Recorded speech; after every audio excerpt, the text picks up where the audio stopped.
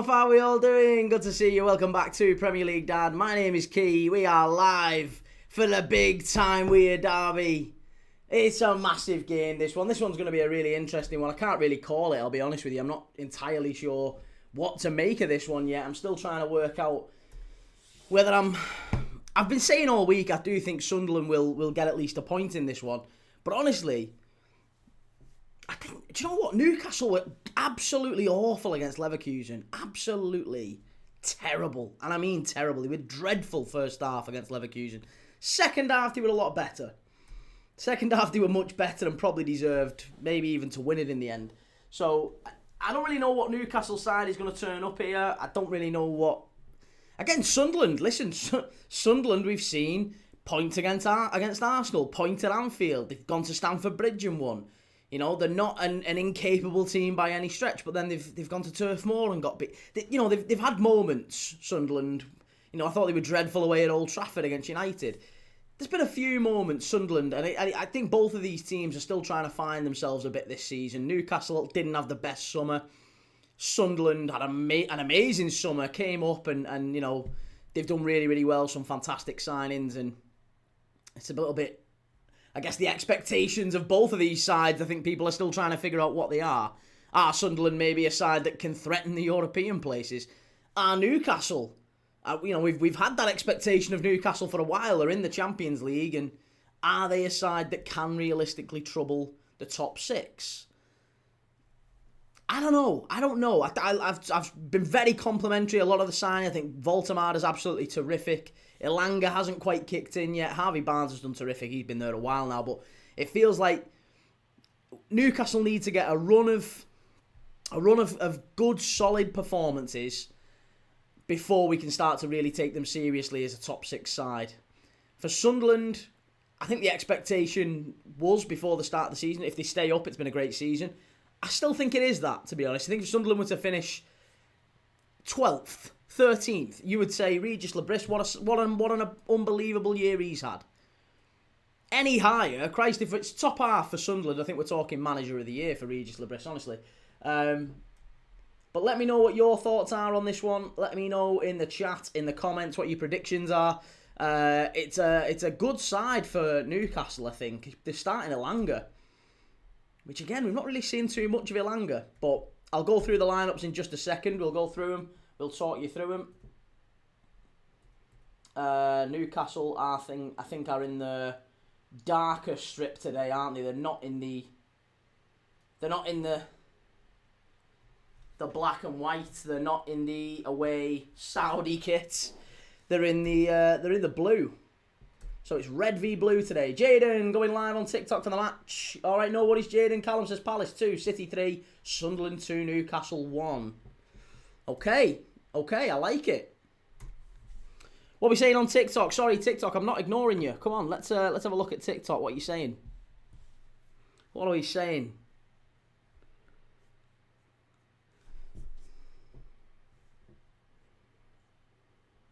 Come on, Kate. Sort your life out, mate. Have a minute. Right. Here we go. TikTok are telling me that. Jake says, yo, Key, how are we today? I'm good, mate. Yeah, I'm good. Kyle says, Newcastle today. I think Sunderland have been very impressive, but Newcastle for me. Newcastle have got the quality, the established, you know, you look at them and you think, okay, there's certainly players there that can cause Sunderland some real problems. It's just whether or not they turn up. With Sunderland, it's maybe a little bit different. I feel like Sunderland are a much stronger, more cohesive unit. When I look at them and I think, well, you know, you've got Ballard, Aldrete, Mukiele, Siddiqui, Xhaka in midfield. In fact, we'll do the lineups. It's Riffs in goal. Riffs has had a decent season. Mukiele off the right. Ballard, really like Dan Ballard. Aldrete and Mandava complete the back four. Siddiqui and Xhaka sitting in front. And then it's Bertrand Traore off the right. I'm still not quite sure about that signing. And then it's Lafay and Talby just behind Brian Brobby. For Newcastle, it's Ramsdale continuing in goal. Nick Pope still out injured. So Ramsdale is in goal. Lewis Hall off the left. Byrne, Chow and Livramento make up the back four. No Shah. No Fabian Schär. That is an interesting one. In midfield, it's Bruno Guimaraes, Tonali and Lewis Miley. Joe Linton drops to the bench. And then it's front three of Gordon, Voltemada, Ilanga. So Harvey Barnes dropping to the bench as well. That's a real surprise from Eddie Howe. Is anyone else a little bit surprised by that? He's dropped Harvey Barnes, who's maybe been, for me, Newcastle's standout player this season. Harvey Barnes dropped. Joe Linton, there was a bit of a knock in midweek against Leverkusen. I mean, and to be honest, Lewis Miley's been playing quite well recently. But Joe Linton dropped. No Fabian Schär and Harvey Barnes dropped. That is a real surprise. That's a real surprise for me. We shall see. Adrian says, hi, Key mate. It's Derby Day. It is indeed. Derby Day at the Stadium of Light. Ollie, are you doing a 4:30? I'm not, mate, no. This is my one and only live today. Bang on, lad, says Sunderland 1, Newcastle 0. I'm way too crazy, says who do you think will win tomorrow? Bournemouth. Bournemouth win tomorrow. Yeah, let me know what you're thinking on that one.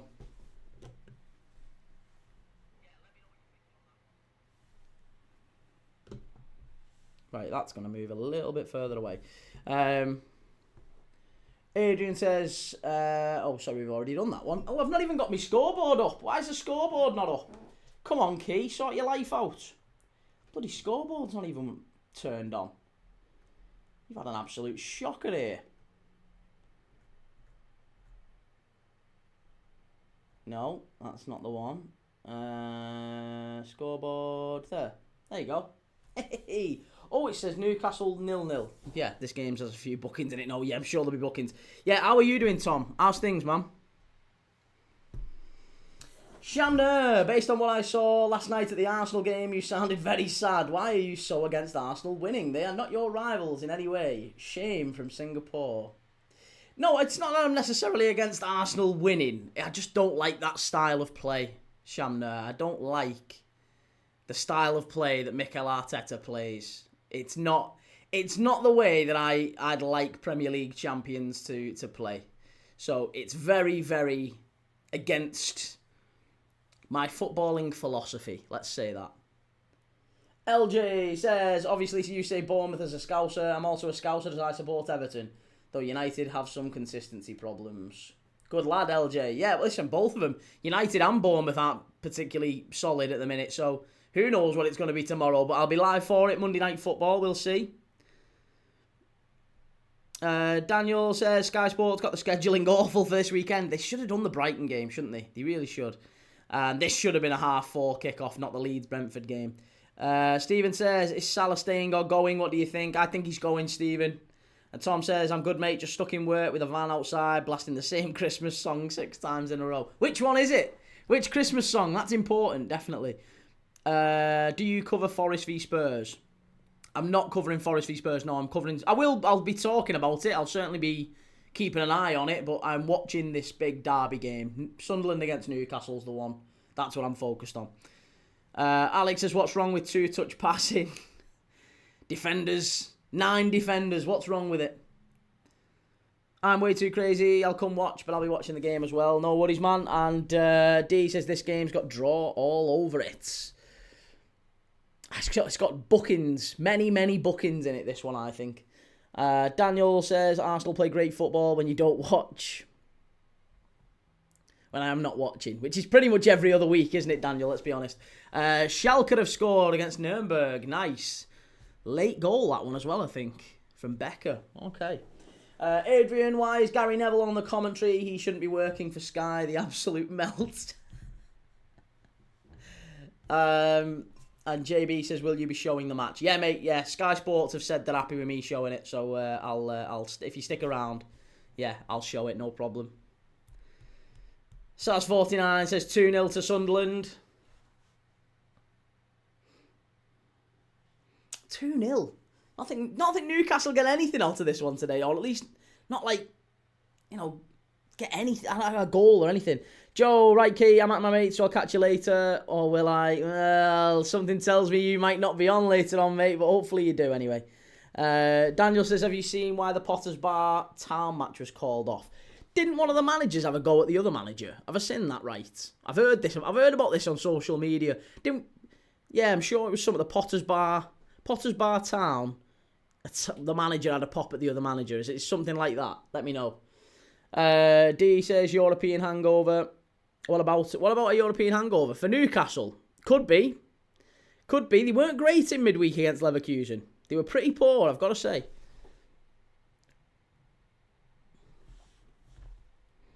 Real Madrid says if Man United win today, they will get top 4. Man United aren't playing today, mate.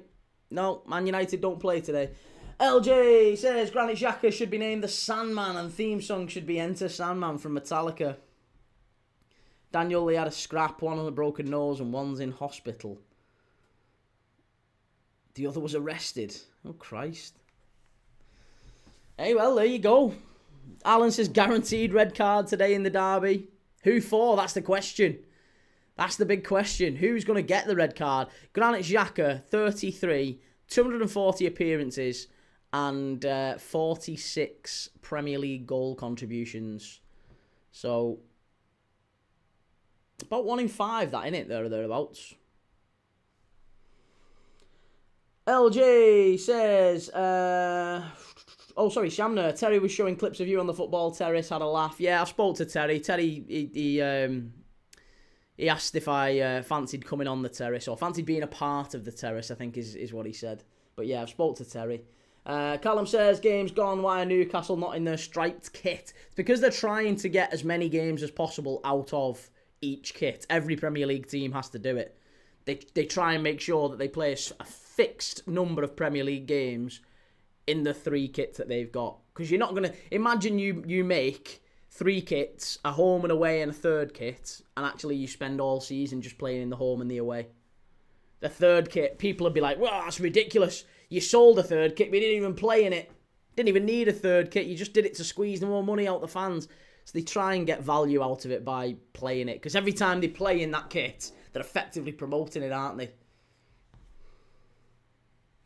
Kiana Britton, are you streaming it? Yep, Sky Sports got in touch with me and said they'd be fine with me doing it, no problem. So, yeah, I'll be on. If you stick around, I'll get it going for you. Daniel says that's some great statistics from Xhaka, considering he spent most of his time as a DM. And Will says, completely agree with Gary Neville. He said that Xhaka could get into the Newcastle side. Well, I asked a few Newcastle fans yesterday if you could take a Sunderland player, who would it be? And the vast majority didn't actually say Granit Xhaka. The vast majority were talking more about... Do you know what? I've even forgot his name now.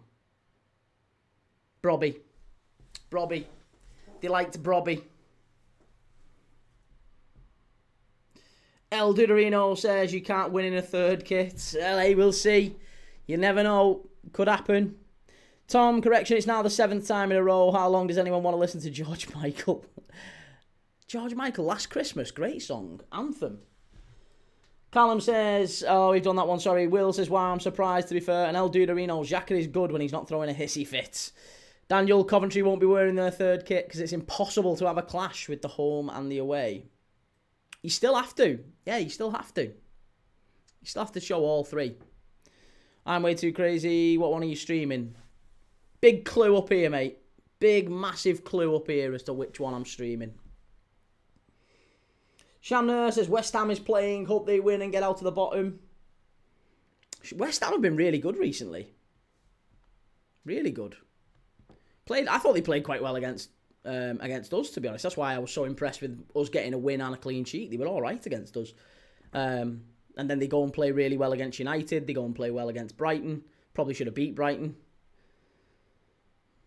Daniel, have you seen Coventry's away kit this season? I have, yeah. They were in the away kit against... Weren't they in the away kit against Borough when we did that game? I'm sure they were. Jake says red card today in a 2-2 draw. And LJ says the only League Cup in Europe with a spot in Europe is the EFL in the Conference League. But do you think the Scottish League Cup winner should have a place? I don't see why not. Yeah, don't see why not. St Mirren getting in Europe? Why not?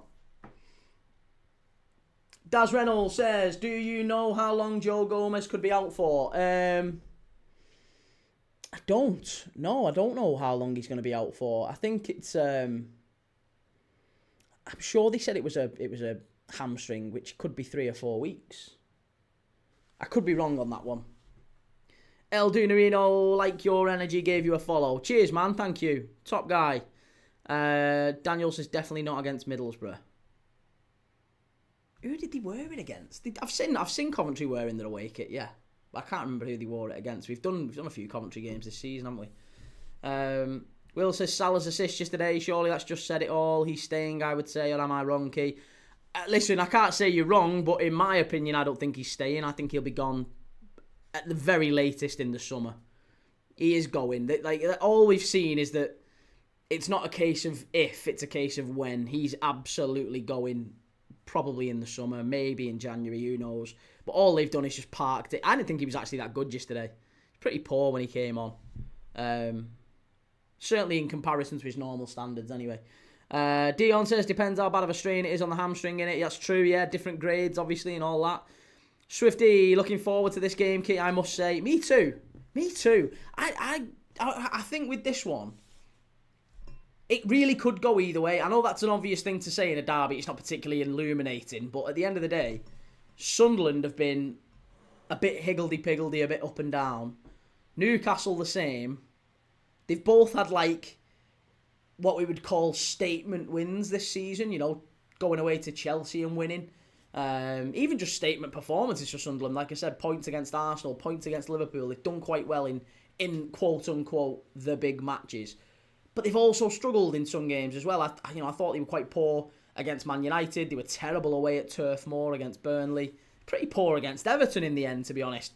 And there's quite a few games where Sunderland, if they really were genuine European contenders, I would have expected a bit more from them. That said, it's the same with Newcastle. Newcastle have been, at different points in the season, very, very good. But for the vast majority, pretty underwhelming. They were awful in midweek. They were really poor. Second half, they turn it around a little bit, but they were very poor. Quite fortunate even to still be in the game in the first half. Daniel says, does the name of the derby change depending on who's playing at home? Possibly, yeah, possibly. Maybe it is the Wearside derby if Sunderland are playing at home. I don't think it is, though. Tyne-Wear sounds right, doesn't it? Tomb Forever says Toon Almighty, and Swifty says nothing like a big derby game, and yes, it's not a foregone conclusion by any means. User 569 says Sunderland 2 goals and 4 points, Newcastle 2 goals and 6 points. I don't know what that means. I don't even know what that means. Alicia says it was against Middlesbrough 4-2, done it on the channel. I don't think they played in the away kit in that one though, according to Daniel. Goliath, how's it going, man? Good to see you. How's things? How's life? Alan, if Liverpool buy Semenyo in January, Salah's going in January, in my opinion. I really hope we don't buy Semenyo. I don't want him. Daniel, how many Geordies do you think have punched a horse today? Lock up your horses. Arab says, who cares about this derby other than these two teams? Well, you care enough to be on a live talking about it, mate. So you must care enough to be in a live talking about it. Jake says, hopefully Dom is not injured. And Keane says, will you flip it around so we can watch as well? Yeah, Kiana, yeah. Sky Sports sent me a message earlier to say they'd be absolutely fine with me broadcasting the game on TikTok, even though they've charged everyone else a fortune for it. They're happy with me just broadcasting it. So as soon as it gets to kickoff, I'll flip it round just for you. We'll put it on for you. No worries. Stick around. Craig says 2-1 to Sunderland. 2-1 to Sunderland. Crazy. Daniel says, I've known it as the Tyne-Wear derby, but I've seen it reported a lot today as the Weir time. See, I thought that was just Sunderland fans being petty. Yeah. Martin Gullersboo, sound mate. Nice fella, me, aren't I? Yeah, Dominic Sobersley, I don't know, you know. I don't know. Jake Reader, will you actually show the game? Yes, yeah, 100%. What you have to do is you have to make sure you've clicked like and share on the video. And once you've done that, basically the game just appears on your screen. So if you've done do that, stick around till kickoff. It'll pop straight up for you, mate. Top guy. Swifty says, hoping Spurs turn up today. Martin Gullersboo, big up Key. Good to see you, man. Craig's TikTok. I'm not a Sunderland fan, by the way, Spurs fan. Nothing wrong with that, mate. We've all made mistakes. I'm playing before we get... I'm a Liverpool fan. It is what it is. But yeah, listen, Spurs. What do we think? Liverpool play Spurs in a week or so, don't we? Me and you are going to have words, Craig. Callum says, Sunderland, Newcastle and Palace City games same time. I don't know why Sky have done that. Ridiculous.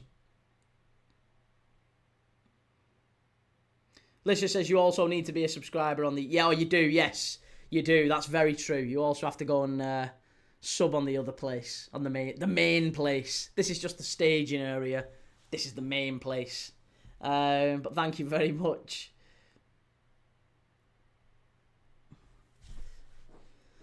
Right, we are approaching kickoff. Micah Richards and Jamie Carragher in the studio. Do you know what? Micah Richards had a pop at Jamie Carragher the other day for doing, he's with 18 different broadcasters and all this nonsense. He's doing it as well. He's all about the bag, isn't he? Daniel says Palace v City is the more interesting game. All right, fucking hell, Christ. Well, hey, it's only a Tyne-Wear derby. Don't get this very often. Dion says, out of interest, how come you don't want Semenyo? I just don't think he's particularly worth the money. For 60 million, I don't think he's worth it. I think if we did sign him, he would only be as a backup. I think he's not as good as Salah, and I'll be honest, I think Gakpo's got a lot of stick this season, but I don't think he's better than Gakpo. And to be honest, I would rather give Rio Wingamoa more minutes than pay 60 million and give Semenyo more. So I just don't think he's worth it. I feel like if we're going to go and sign a top wide player, I want a top wide player, not another backup.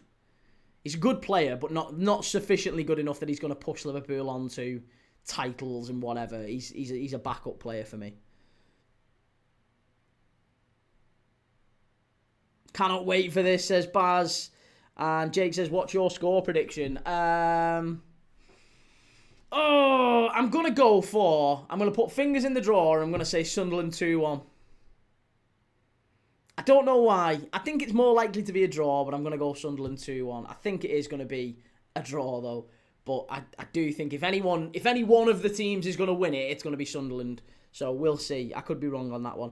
4-1 to the tune, says Shah, and hit specific. That's good, then, Key. Saves me paying for Sky if you're able to show it. Yeah, absolutely. I can broadcast it, no problem. Sky got in touch. Gary Neville it was. He just gave me a call and he said, listen, Key, any of your followers, they want to watch the game? I said, yeah, probably, mate, yeah. But, it's dead expensive. And he went, don't even worry about it. Because you're a top lad. We're gonna let you do it. I was like, no way, serious? He's like, yeah, it's not a problem. Look after you. Swifty says Amarim wants Semenyo. And Jackman Flash, saw you crying about Arsenal winning last night. Embarrassing. Well, no more embarrassing than you coming into my live and telling me about it, eh, Jack?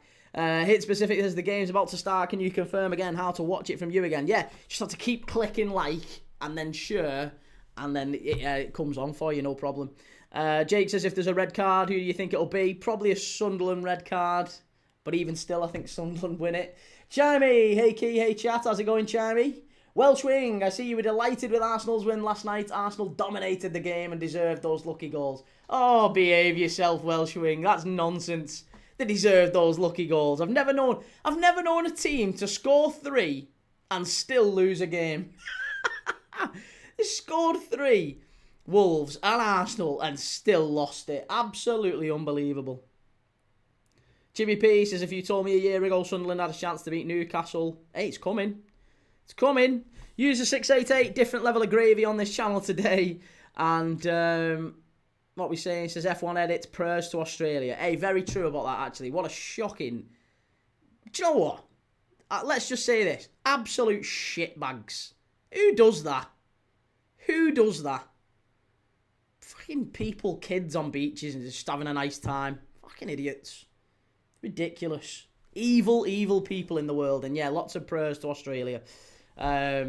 Swifty says, looks a strong Newcastle team, fullbacks back fit. Yeah, Lewis Hall and Livramento, as soon as they've got them back fit, Newcastle immediately look a much stronger outfit. But I'm still not quite sure on Dan Burn next to Chow. I think they would have been a lot better with Fabian Schär in there. Are they going to do a minute silence for Australia, by the way, here? Maybe. No, it was for Gary Rowell, who has passed away. Maybe for the minute silence for Australia as well, then. JB, get it streaming then. You've got to keep tapping, mate. Yeah, got to keep tapping. Jordan says Pep about to meet his owner again, and Sarr and Mateta return were so bad. Why? What's the problem? What's the problem with Sarr and Mateta coming back in? First to Australia, says Jack the Butter Boy, absolutely right. And Daniel, it used to be a thing happening at resorts in Turkey, and now it's Australia. I mean, it's happening all over the world, isn't it, mate? It's very sad. Very sad. Philippines, sad that Doku is injured. Foden right wing, Cherky left. Should be interesting. Cherky off the left. I've not really seen him an awful lot off the left. Hooked on and reeling, says that Nintendo jersey is class. Whose jersey is that? It's Fiorentina, mate. It's a Gabriel Batistuta classic from about 1998, 99 maybe. Absolute cracking shirt. One of my all-time favourites, that one. Swifty says, don't know the player in the minute applause, sadly. Blake says, afternoon key, class hoodie that. Who picked that out? The wife. The wife, as always. Absolutely henpecked. Philippine says, I didn't hear what happened. Yeah, go and check it out, mate. I just Google Bondi Beach, Australia. There's an absolute disaster. Evil people in the world. Goliath says, yeah, you seemed happier with Wolves' goal than you did Liverpool. Well, hey, they'll all say that, because that keeps the clips coming in, doesn't it? Jordan says, no minute silence in Palace games, so obviously just that game for a player. Right, well, they're off here at Newcastle. Sorry, at Sunderland. Newcastle got it underway, rather. Newcastle getting us underway at the Stadium of Light and going long very, very quickly. But the atmosphere is bouncing. First free kick, 14 seconds in. There you go. Didn't take long. Didn't take long at all. Shadow, is Salah versus Slot fight over? It wasn't really Salah versus Slot. It was Salah versus the club. It was Salah versus Michael Edwards and Richard Hughes. It wasn't even anything to do with Slot. Will's Wizard says, why do Sunderland sing Can't Help Falling in Love with You? Because Elvis once had trials for the club, mate. Yeah, he in the early 50s, Elvis came over and he had a trial. He was he did his YST and his what's it called? Yeah, apprenticeship with Sunderland when he came over. Yeah, he had a little trial with Sunderland, so they've always sang Can't Help Falling in Love with You ever since then. So there you go. That's the tale of the tape. Daniel says score predictions for all of the 2 p.m. 2 p.m. It is. Remind me, I'm gonna have to get Palace v City, isn't it? Palace v City, I think will be 2-1 to City. 2-1 to City. And then I think for... What's the other games? Ball out to the left-hand side here for Talby. Palace City, I go 2-1 to City. Forest Tottenham.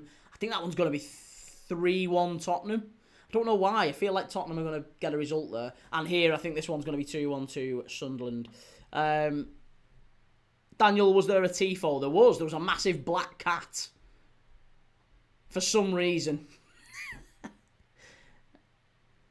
Afternoon, Liam. How's it going? Jake says, some people in this world are just so stupid and evil. Very true. And Blake says, great stuff. The hoodie colours remind me of the Geordie retro shirt with the brown ale response. It is a little bit, isn't it? It's a little bit Nuki brown ale here. Should have done that. West Ham 1, Villa 0. West Ham are in front. Who scored it? Chris Kamara. Chris says, Slot getting fired. No, Slot's on an absolute winning run. It's Fernandes. Mateus Fernandes. What a signing he's proving to be, by the way. Great signing from Southampton. He's done well. Martin Gullisbury says, West Ham. Yeah, West Ham in front. Daniel, sounds like they roll out the same tifo for every match.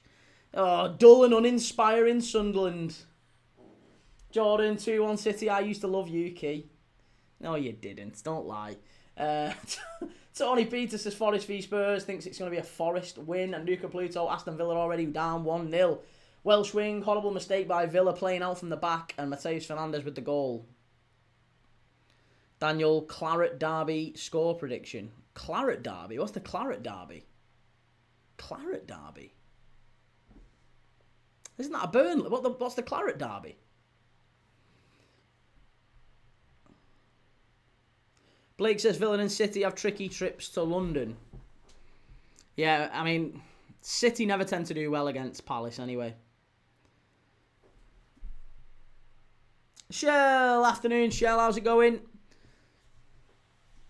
Hoping for a fast start in this one. The Claret and Blue derby. Is that West Ham and Villa? Is that what it is? The West Ham Villa game. I'd go Villa. I think Villa will come from behind and get something in that. So I'm going to go 2-1.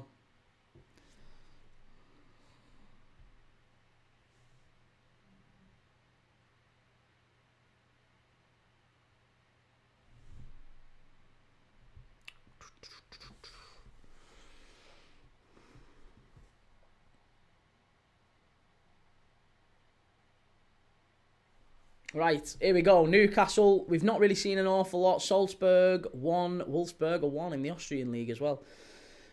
Swifty, I've even switched the soundbar onto it. Oh, wow, look at you. Soundbar.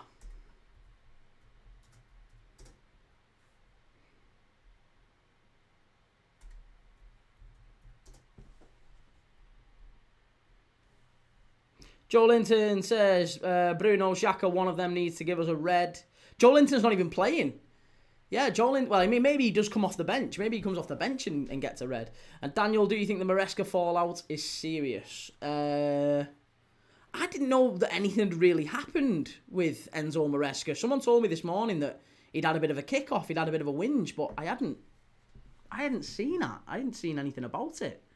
Enzo Maresca seems, I mean, look, if you get a home win against Everton, I don't know. I'm not sure why he's had a kick-off. I've not really seen it. I don't know what he said. I'll have to have a look at it. What did he actually say? Can anyone tell me? Lewis Miley on the pitch. Yeah, Miley starting ahead of him. Chris, do you even know or not, bro? Is the club site a lie? Yeah, Slot's not been sacked, mate. Balls over to the left-hand side here. Newcastle pumped in. Oh, cleared away.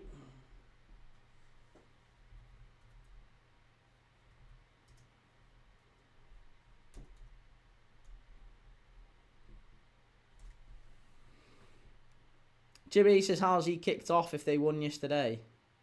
I don't know. This is why I thought it was strange that people were saying Enzo Maresca had a bit of a kick-off. Odd. Daniel, it's Chelsea, so it's not important anyway. I'll be honest, he could win 12, 15 straight games on the spin and still end up getting sacked. It's Chelsea, isn't it? Chelsea just sack their managers, that's what they do.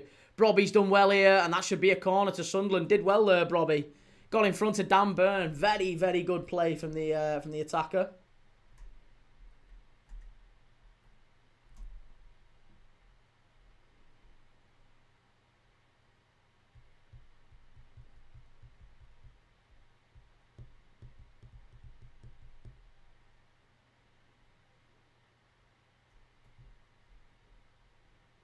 Right, there you go. So, just to clarify about Dominic Szoboszlai and Joe Gomez. Joe Gomez is going to be out next week in the Spurs game. And Szoboszlai, the coach said it doesn't look good, but he's got a brilliant mentality, so we don't know. He might maybe be back in.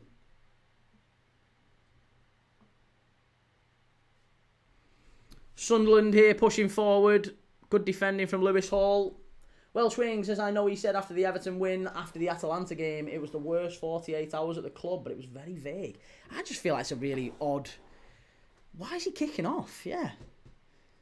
Kiana Britton, has it started yet? Yeah, we are 7.5 minutes in, Kiana.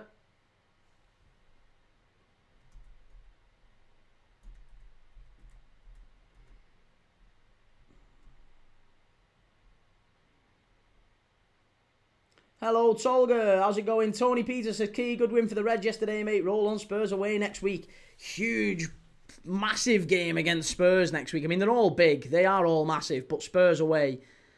I feel like Thomas Frank's under such pressure. I mean, Arne Slot shouldn't be under as much pressure as he seems to be. I mean, we're on a little bit of a decent run at the minute, but Yeah, I feel like a defeat is kind of...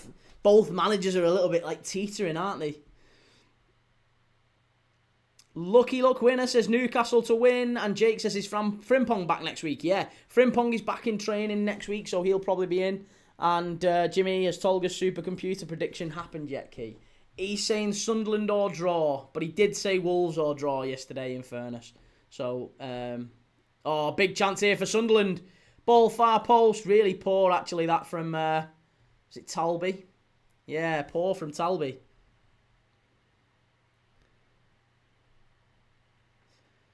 Jimmy says Tolga supercomputer. Oh, Daniel, I think you forgot to turn your camera around. Kiana asked nicely. She did, and I replied nicely as well, in fairness. Jimmy P lost my house last week, Tolga, but hoping for a big win today. And Welsh Wing, I theorise after the Atalanta game, players had massive arguments and fallouts. So they should. But playing like that, how dare they lose against Atalanta? Will says, surely Sunderland have the best chance of finishing well this season, need to strengthen slightly in Jan. I mean, I don't know a team in January that doesn't need to strengthen, really. Maybe Arsenal. Arsenal are the only ones that I look at and think, actually, they might need to move someone out, if anything. But everyone else probably does need a player or two, don't they? Liverpool certainly do. Everton need a couple of full-backs, probably a centre-forward. Maybe even a winger. Oh, that's poor. That's really poor. And Newcastle are in here if they get this right. Oh, Voltemada. Look at him. Voltemada getting screamed at by Anthony Gordon there. Anthony Gordon was free in the middle. It's 1-1 West Ham. 1 Villa back level with that one. Swifty says, I always rated Lookman. No surprise, he's done well there. Again, another player Everton shouldn't have got rid of. Ollie Watkins, it was for Aston Villa who scored against West Ham. Daniel, would you take Sergio Ramos on a 6-month contract? Never. Never. I wouldn't take him if he was paying us. No chance. And it's nothing even to do with his playing ability. No chance. Easy United signing him. Robbie, good claim from Ramsdale, did well there. That's good play. Here's Anthony Gordon up against Mukiele. Oh, he gets past him as well. But good defending. Good defending in the end. That's better. James Bullen, what game are you streaming? Have a guess. The amount of people who've come in and asked that, it's crazy, isn't it? You wouldn't imagine. What game are you watching, Key? Give you 3 guesses.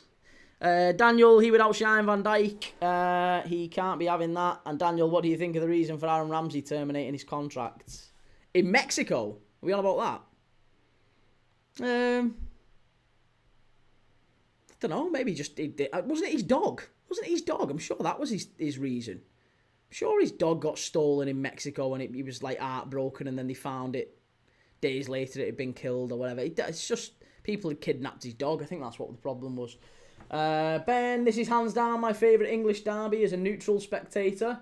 And Hassan says, greetings from Los Angeles, LA. How's it going, Hassan? 3-star raids. My first post today is to pay tribute with my thoughts and prayers to the 12 people who sadly lost their lives in a sickening attack on Bondi Beach. Is it 12? Oh, God. The numbers just keep rising. It's awful. Absolutely shocking what's happened. So, yeah, I completely agree with that. It's awful. Welsh Wing says, would you take Bernardo Silva at Liverpool? I would have done years ago, but not now.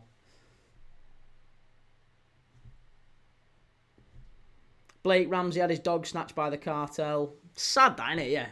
I don't even think it was snatched. I'm sure they broke into his home. They targeted his home specifically and took it for a ransom. And he offered loads of money, and then they killed it. It's sad. Very sad. But you've got to be careful. Parts of Mexico that are like that. Very careful. In parts of the world, not just Mexico. Parts of the world that are like that. Very sad. Saying that, UK is getting like that. Everywhere. Evil, evil people out there. Close your circle. Here's Sunderland down the right-hand side. Good ball in, that. Wow, Jesus, tonight. Malik Chow. Christ, I thought he'd put that in his own net. Will says also the thing that happened in Rhode Island. Can't say the words, you'll get banned, I reckon. Rhode Island? I don't even know what happened there. I'll have to have a look. I don't know what you're talking about.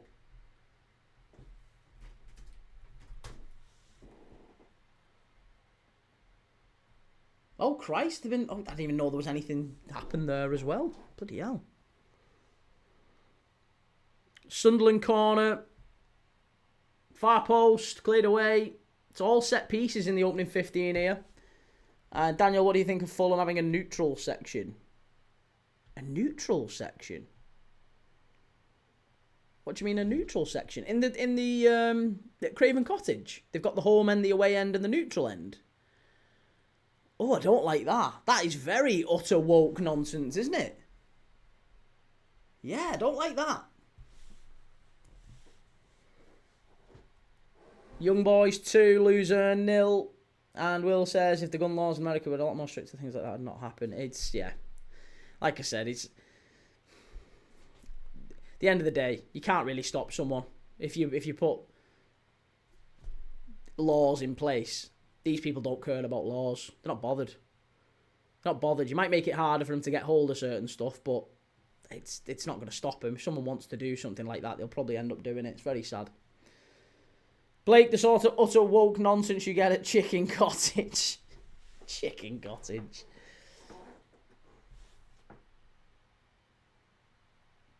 Liam says, is this a bigger game for Sunderland or Newcastle? I would say it's a bigger game for Newcastle. If Sunderland were to lose this, then it's not the end of the world. I mean, they'll lose bragging rights and whatever, but ultimately, they'll still be a lot higher in the table than where they thought they would be. Newcastle win this. They need the points. I was listening to a Newcastle fan live on TikTok the other day, and they were saying it's not just about the bragging rights. The local bragging rights is one thing. They really need the points. They really need the points, Newcastle. Sunderland, less so. I think they're already pretty safe from relegation, so their season achievement is boxed. Whatever they get from here on in is a bonus. For Newcastle, it's not quite the same. So it's a little bit of one. It's one of them where if you're a Newcastle fan, a draw probably doesn't suit you. If you're a Sunderland fan, a draw's not that bad of a result, to be honest. A draw, you stay above Newcastle, don't you? So Sunderland will be relatively happy with the draw. And that's why I've predicted a Sunderland win, because I think Newcastle will push up a lot higher because they have to get the win, whereas Sunderland don't. And they'll leave gaps, they'll leave space. West Ham's goal was after 29 seconds, and Daniel, it's for tourists as they charge the third most expensive ticket in the Premier League. Oh, Craven Cottage. Palace have hit the bar against City. Pino has missed a sitter for Palace. They should be in front against City.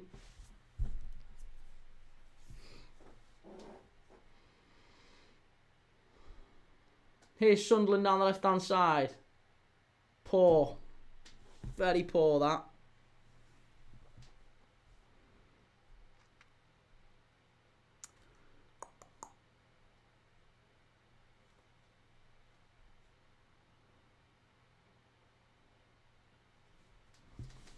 Right, long throw into the box here from Mukiele.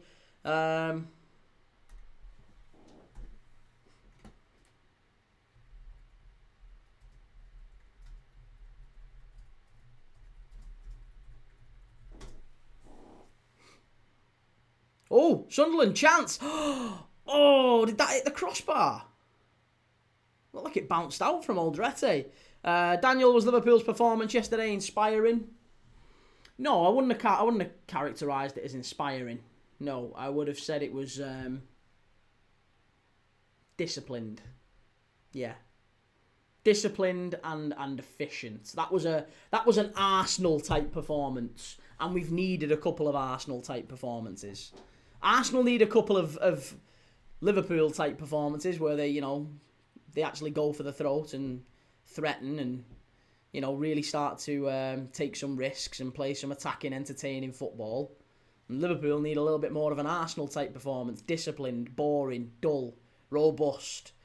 You know, very little space at the back. So maybe there's something we can learn from each other.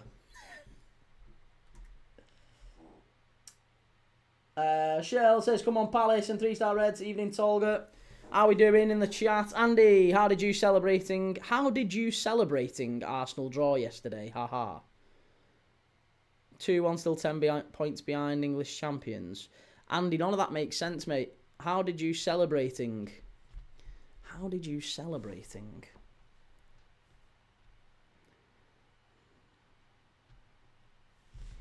Here we go. Sunderland on the ball in the midfield area. Pumped in. Good chest from Brobby. I really like it. Do you know what? And I didn't like him at Ajax. Whenever I watched Brobby, he missed a couple of really big chances every time I watched him. Missed a big penalty to put Ajax out of a massive game in Europe as well once. And absolutely skied it. But since he's come to Sunderland, he's looked like a really solid player. Reminds me a little bit of John Hartson, maybe maybe even a little bit Emil Heskey sort of. Again, big, strong centre forward, but he can go on the turn as well. There's a little bit like Thiago at Brentford, I guess, as well. Come on, you trees, says Daniel. Trees.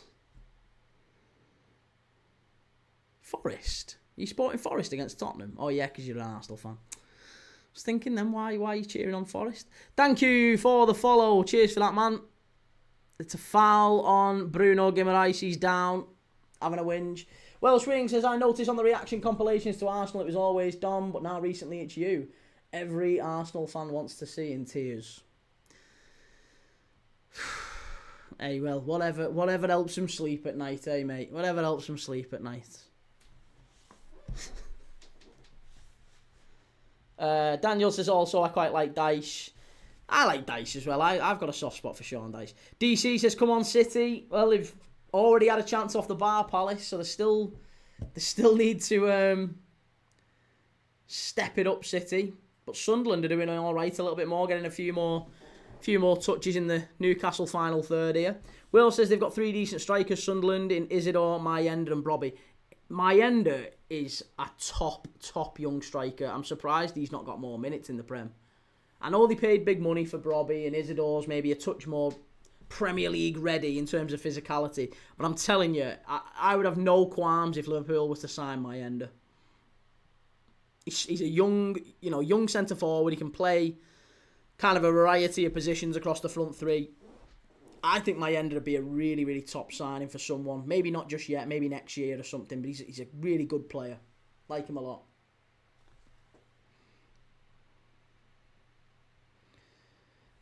Jake, I'm not sure who to hate watch next week, Everton or Arsenal. I've not even done the fixtures for next week, to be honest. I need to have a look at what the fixtures are going to be for next week. I've got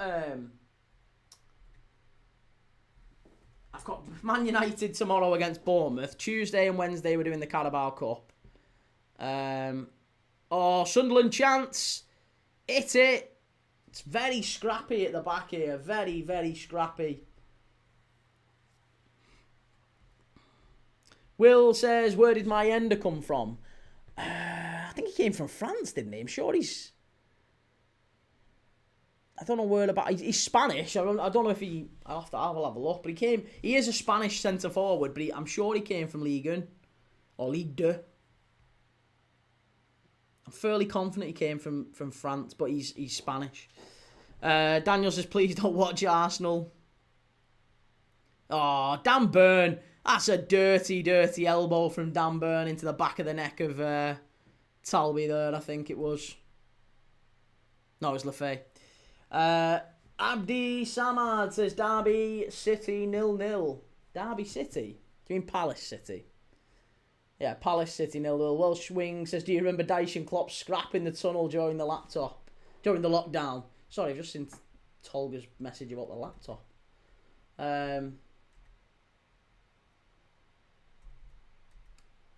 Yeah, do I remember the scrap in the lockdown game between Liverpool and Everton? Yes, I do. Or was it Liverpool-Burnley, wasn't it? Liverpool-Burnley. Yeah, I remember him kicking off at Klopp. Ball pumped forward. It's been a bit of a dull and depressing first 25 minutes, this. No real chances for either side. Bit flat. Welsh Wing says that was the same game. Dyche ended a 3-year unbeaten run at Anfield. He's a wrong un. He's a good coach, Sean Dyche. He's not a manager that I think will ever get a top job, but he's a very, very competent manager in the Premier League. Bit like Sam Allardyce. Sam Allardyce, not gonna get the top jobs, which is a shame, but he's a very, very good manager. Corner kick to Newcastle. First real foray for them. Daniel says, my hairdresser is an Everton fan and I get my hair cut on Christmas. Arsenal must win. Arsenal aren't going to get beat off Everton, although I will be cheering Everton on that game. Daniel, if Howe turns down England, do you think Dyche could get it? He could. Yeah, he could. I think that's... See, Blake's just hit the nail on the head there. Dyche is an efficient operator and I'd like to see him have a stint abroad. I think that's what it would take. He'd have to go abroad and be successful with like a Valencia or a Sociedad or a Villarreal or someone like that. You give Sean Dyche one of those teams and he's a moderate success in Europe. Oh, he'd get an England, like a top England job, like a Spurs or a Newcastle or a Villa. Someone like that. He'd get a job like that, no problem. But he'd have to have been in Europe first. West Ham 2, Villa 1. Jesus. Jared Bowen, my favourite. My favourite non-Liverpool player. Here's Voltemada. It's a claim for a penalty. You're never getting that. Never a penalty. Voltemada hits the deck like a sack of spuds. Blake says he should go to Italy for me. Yeah, can you imagine him coaching someone like Lazio? The Lazio Ultras and Sean Dyche. West Ham 2-1, Bowen, get in, and Daniel, you're unreal. You say you like Arsenal, but would prefer an Everton win. I prefer an Everton win over an Arsenal win. That doesn't mean I like Arsenal. I don't mind Arsenal. Like I said, I grew up watching Arsenal. I like them in that respect. I like the club, but I don't like Arteta. And it's for that reason that I want Everton to win that one. Plus, Everton aren't really any threat to Liverpool. Everton aren't finishing above us, so they can win as often as they want. It's not a problem. Robert says, thoughts on the derby so far, Key? It's not really been very good, has it? It's been a bit flat. Daniel says, Dyche at Juve would be cold and Real Madrid the best. Do you know this song? Just like seeing her for the first time again. Nope, not a clue. Could be Prodigy, that one, I think. Maybe sounds a bit like Prodigy, Smack My Bitch Up. Looks a little bit like that one from the lyric.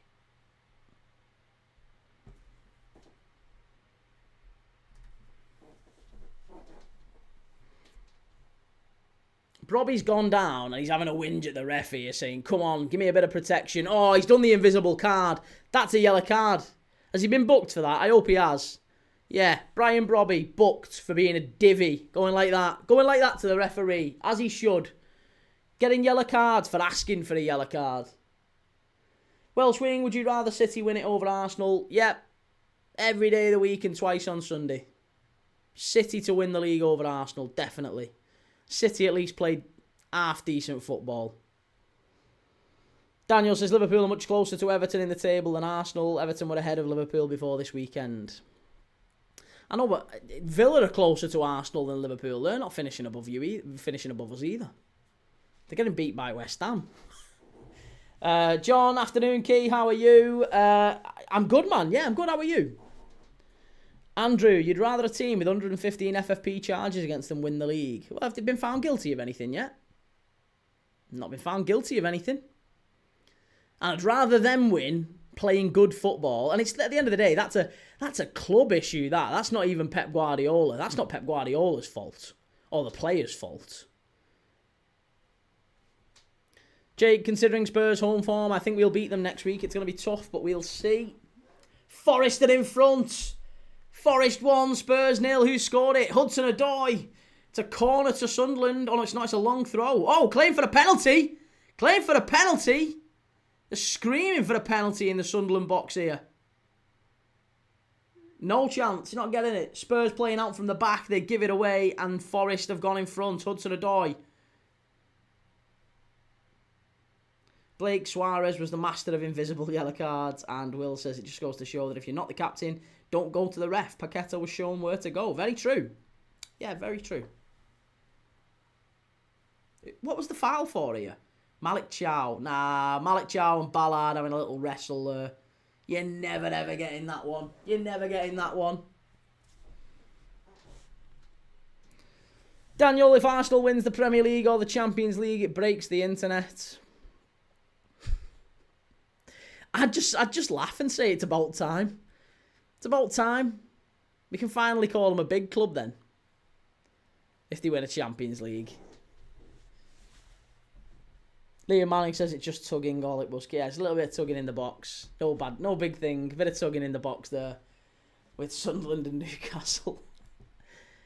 Oh, come on. Give us something. We've not even had a meaningful shot on target in this game. These two are crap. Oh, what the fucking hell was that? Oh.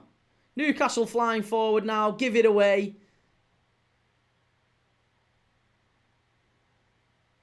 It's like a Red Hot Chili Peppers song. Give it away, give it away, give it away now. John says Ibrahim Sangare has been on a mad one lately, and John, both teams scared to play, don't want to lose. I don't think Sunderland are that... Not that they're not bothered, that's a silly statement. That is a very silly statement. But if Sunderland were to draw this, it's a decent result. Newcastle have to win it. They have to win. And they're not... It feels like they're not really even taking any risks. I've not seen Newcastle get forward yet. This derby has gone cold with Sunderland being out of the Premier League for a while. Oh, I don't know. This one's a little bit feisty. Oh, he's done him. He's done him. If he'd have gone down there, he'd have got a free kick then. Bruno Guimaraes. He's going to dive here. No, he's not. That's really good play by Newcastle. Ilanga, he's giving it away. He's giving it away. You can see that. Here's Brobby. Good play. Swifty, Ilanga's had a good engine. He has a good engine, but he's limited in other ways. When he gets the ball, it's like he doesn't pick his head up. He got the ball then, and the first thing he did was head down, run. Head down and run. He's like an Adama Traore in many ways. He's got lots of ability on the ball, but he's just like a headless chicken at times. Ross Heaton says, Tin Pot Derby, this thought it'd be a good shit atmosphere. Sick of people going on like it's a big game. Don't make me laugh. Well, what? Why? Come on a minute, mate. It's a big game to these two. And the two established, top clubs in England, aren't they, at the end of the day? Sunderland are very successful historically. Newcastle, maybe less so, but they're a big club. There's still massive expectations there. They're just showing the Notts Forest goal there on Sky. Callum Hudson-Odoi, that's really poor from Spurs, isn't it? Really poor from Spurs. Daniel, it was at its peak with players like Jonas Gutierrez and Fabio Barini. Fabio Barini, the knife. Scored yesterday, Barini, didn't he? Scored a penalty for Salford. 4-3 win over Colchester. I love when you see random ex-Premier League players just popping up in, lower leagues or even different leagues. It's dead funny. Swifty said, never Notts Forest key. And Nathan, how's it going? Will says, why is Matt Sells out for Forest? He's a big blow, but they are winning. I don't know why. I've not heard why he was out.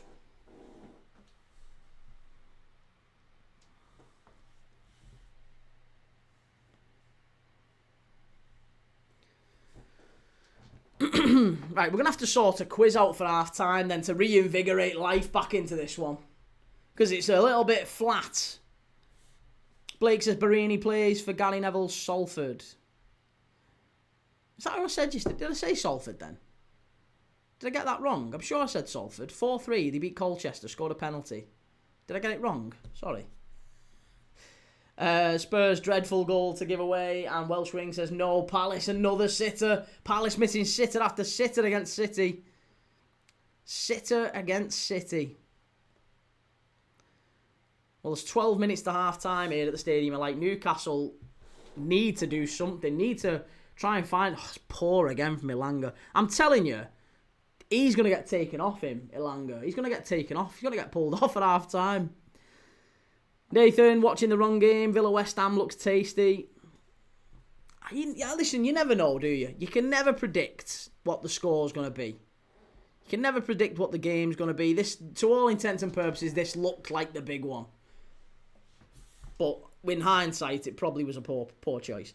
Daniel, what do you think of jobless footballers coming back to train at your former club? Fine with it. Yeah, fine with that. Oh, Dan Burn, what's he gone down with here? Young Boys 2-0. Luzerne goal been disallowed. It's a yellow card for Mukiele for that foul on Dan Burn. Has he winded him? Oh, yeah, knees to the chest. Oh, he does absolutely fly into him here. That's naughty. That's very, very naughty from Mukiele on Dan Burn. Ross says most overrated derby in England, flat as. What would you say is the most underrated derby in England then, Ross? What would you say? Mick92, key lad, how's it going, Mick? Not such a good result for you lads yesterday, was it? Defeat at Stamford Bridge. And not only that, but Kieran Dewsbury all off injured. Illiman and Dye, Drissagana Gay off to the AFCON. Both of them. Both of them gone, plus Dewsbury all. That's a real blow for Everton over the next month or so. Abdi Samad says, it's a difficult game. It is indeed. And Ross says, the Steel City derby pisses on this. Well, I wouldn't say that lately. I mean, Sheffield Wednesday, are you talking about intensity? The quality-wise, I mean, Wednesday have not been at it for a while, have they? Wednesday lost with a whimper in this season's Steel City derby, 3-0. They absolutely battered him, the Blades. Welsh Wing says, I'd argue Liverpool v Man United is the most overrated rivalry. Bar the 7-0 and the 4-3 FA Cup win for United, there's been forgettable games. And Welsh Wing says, most underrated derby is Chelsea Spurs. Is Chelsea Spurs a derby? That's West London, North London. I mean, I guess it's a London derby, but there's loads of teams in and around London. I wouldn't have said West Ham v Fulham is it's a London derby, but again, it's West London v East London, isn't it? It's just a bit. Philippines, my, Palace are all over City right now. And Swifty says, surely Everton recall the young midfielder doing well in the Championship. I would imagine so, yeah. Harrison Armstrong, back from Preston, I would think. And Mick92 says, got to try Dibbling now, haven't we? You've got to get Dibbling in there. Yeah, Dibbling, I think, starts. I imagine Harrison Armstrong, if you can find a way to get him back, he probably does too. Bean619, do you have a Rangers top? I don't have a Rangers top, no. It's one of the tops I would like to get, though. I'd like one of the old McEwen's Rangers tops from kind of the 90s. Daniel says Wednesday will do well to finish on 0 points. And Swifty, Fulham and Chelsea, Spurs and Arsenal. Yeah, Fulham and Chelsea, Spurs and Arsenal are the derbies, aren't they? In my humble opinion. East London. Who's the East London derby? Would that be West Ham Millwall? East London. Who's the other teams in East London? I mean, I'm sure there's a fair few, but I'm talking like top level. Like, who could West Ham play that would be an East London derby? Would it be West Ham Millwall? Ross says, Man U v LFC is the biggest domestic game in the world, biggest audience, bigger than the Super Bowl and El Clasico. I know, but again, is that wise to base the biggest derby based on viewing figures? Maybe it is. I don't know. You could be right. Swifty, yes, it would. And Mick says Alcaraz will start number 10 in place of KDH. And Liam says Brentford. Brentford is... Brentford is. It's kind of northeast. It's almost like Hertfordshire way, in it, Brentford. It's kind of... It's well out the way, Brentford. It's barely within the M25. I think, if I'm right. Watford and Brentford, maybe. Is Watford close? Let's have a look, actually, because I'm now doubting my own geography skills. Brentford. Right, so if I go maps, Brentford to Watford. Let's do that. So I'm now absolutely doubting myself. The G-Tech Community Stadium to Watford. How far? Brentford to Watford is 20 miles, right? Brentford to West Ham is 30 miles. Right, so it's Brentford and Watford. There you go. Brentford and Watford is the closest. So if he says, do Brentford, Charlton and QPR have it? Oh, they do actually. QPR is a little bit more Chelsea as well. They're West London, aren't they? I'm sure they are. Charlton is a little bit more Brentford. I think they're a little bit more east-northeast. I'm sure they are. Mick92 says Sausage Roll is back in training now as well. And What a Brew just got back from work. How's the game looking? In a word, shit. It's been crap. It's been a poor game. Neither side has done anything. Sunderland on a bit of a counter-attack here, but every time they've got the ball in a meaningful area, they've either given it away or it's been, broken down with Newcastle fouling them or Sunderland fouling Newcastle. There's not really been any half chance in the game. We've not seen a half chance. Not one. It's been that bad. Blake says, who are the only 3 defenders to win the PFA Player of the Year? 3 defenders to win PFA Player of the Year. 3 defenders. Terry has got to be one. Vidic, I think, has won Player of the Year, hasn't he? Did he? Did Vidic win Player of the Year? I think Vidic, Terry, maybe Adams? I mean, Van Dijk should have won it, but I don't think he has. Has he? He might have done, actually. I think he has. I'd say Terry, Van Dijk, and Vidic. Are they the 3?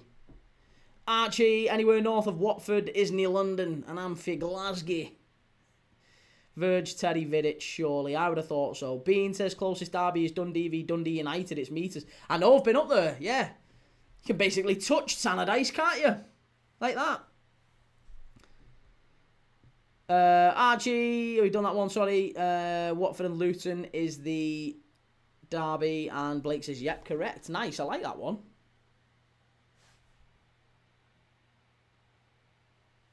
Good question. Specsavers helped. Vidic was that good. He'd done it twice. Van Dijk never won it. Oh, he did. Van Dijk did win it. Dan Burns going off here. I think he's done his chest. The knees into his chest from Mukiele. He's going off. I imagine Fabian Schär. It's a like-for-like replacement. It's the one that I thought we would see from the start, if I'm dead honest. But Eddie Howe is saying to Dan Burn there, what's going on? I think Eddie Howe's getting a... Dan Burn's saying he should have been sent off for that. Newcastle are hanging, playing terribly. Brendan says Paul McGrath won the first PFA Player of the Year. Really? Did he? I didn't know that. Paul McGrath, Terry and Vidic, according to Brendan. Blake, how many teams have been relegated from the Premier League and won a trophy the same season? Only 2. Wigan, FA Cup. And... ooh, hey, relegated after winning. Wigan's definitely won. It wasn't Swansea, because Swansea did it before they came up. Swansea won the League Cup before they came up. It wasn't Borough, because Borough won the 2006, I think it was League Cup against Bolton. Or it might have been 2005 League Cup against Bolton. Zendon penalty. Won a cup and got relegated. Wigan's definitely won. I know Wigan's won. Watson. Ben Watson. FA Cup winner. They got relegated the season after. They were playing in Europe in the Championship. Dreadful team. Portsmouth, maybe? Did Portsmouth win the FA Cup and get relegated? They won it a couple of times, haven't they, Portsmouth? Portsmouth... oh, it might even have been Leicester. I don't know. I'm panicking. Now I'm panicking. No, it's not Leicester. I'm thinking Pompey. 1-0 to City. Oh, it is Birmingham. Of course it is.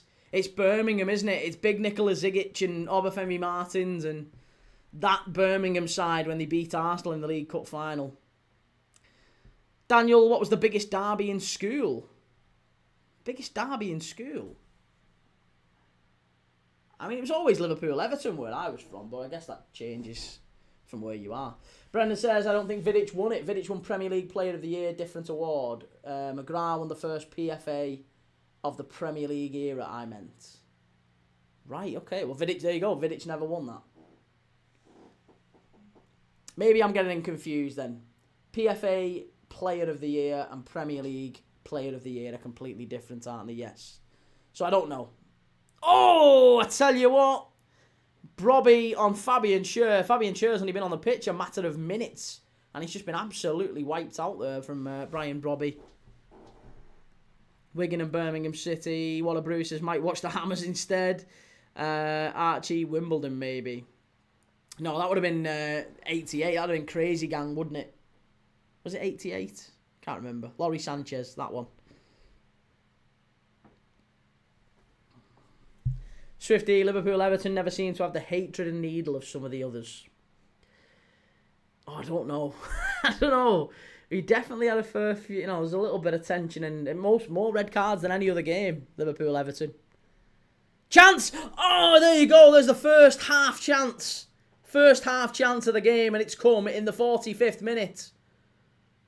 Big Dan Ballard at the back stick, to quote his full title, Big Dan Ballard. It's a wonderful ball to the back stick.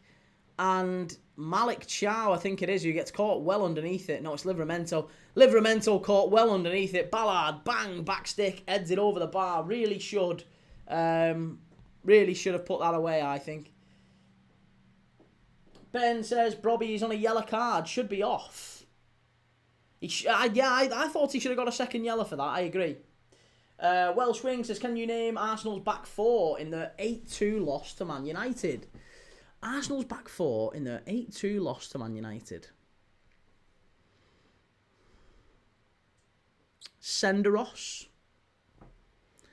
I bet Senderos was in there. Andre Santos. About that time, wasn't he? Andre Santos, Senderos. I don't think it was Sakari Banya. Might have been someone like Armand Traore or someone like that. I don't know. I'm panicking. Now I'm panicking. Go on. Who is it? Who is it who got it? Blake says questions are too easy. We're going to ramp it up here. Got some from a pub quiz. Good lad. Come on, keep throwing them in.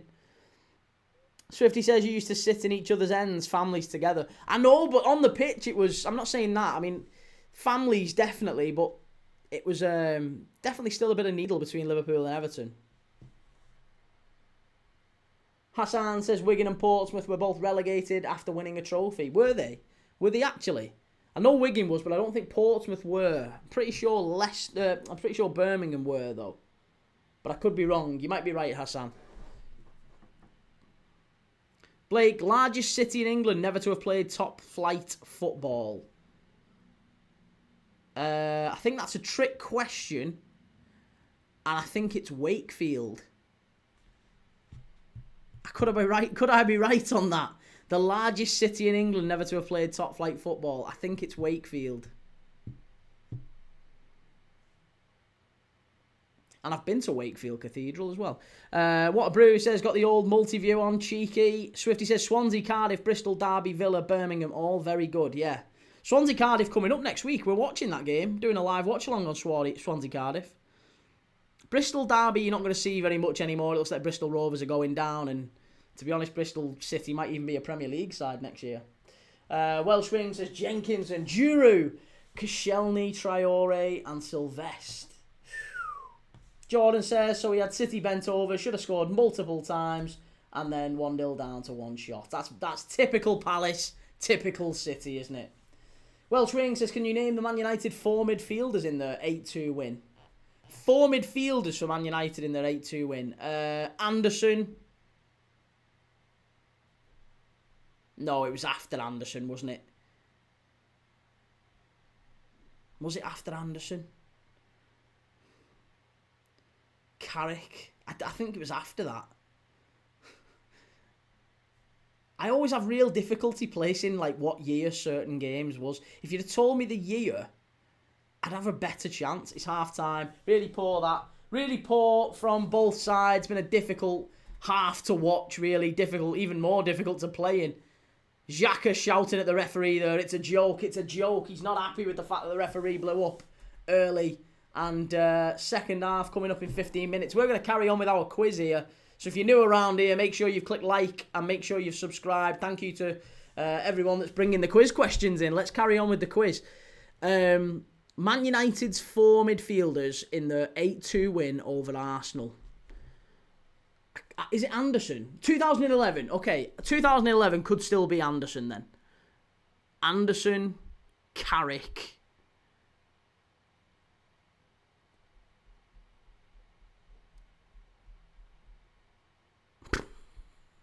Anderson, Carrick. Mata. Was Mata at United? Yeah, I don't think he'd gone to United at that point, had he? Park. Nani was in. Fabio or Raphael. Scholes. Blake. It's Plymouth. Swifty is Wakefield a city. It's got a cathedral. That means it's a city. I don't think it is Plymouth. I disagree with you. Steward's inquiry on that one.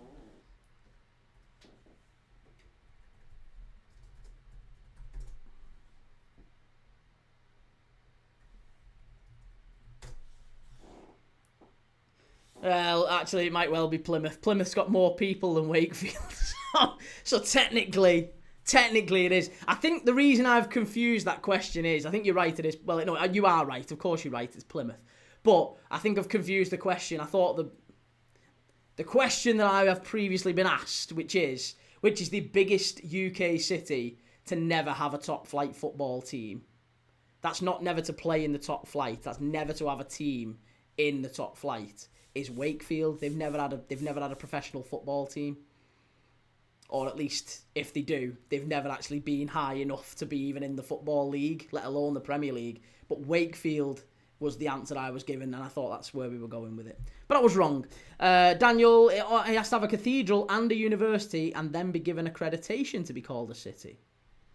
Oh, okay. Well, hey, I stand corrected, said the man in the orthopaedic shoes. I thought it was just a cathedral. Same as if it's a village, it needs a post office. Again, that was my understanding. I thought that was the criteria for categorisation as a city and a village. Village was it needs a post office, and a city is a cathedral. But maybe. Okay, fair enough. Does Wakefield not have a university? It does. Oh, it doesn't. Wakefield College. Ah, terrible. Welsh Ring says Nani, Cleverly, Anderson and Young. Ooh, Nani, Cleverly, Anderson. Cleverly played. And Welsh Ring says, surprised you don't remember Young's 2 screamers in that game. I did, but I didn't think Young... I didn't know if that was Young playing, like...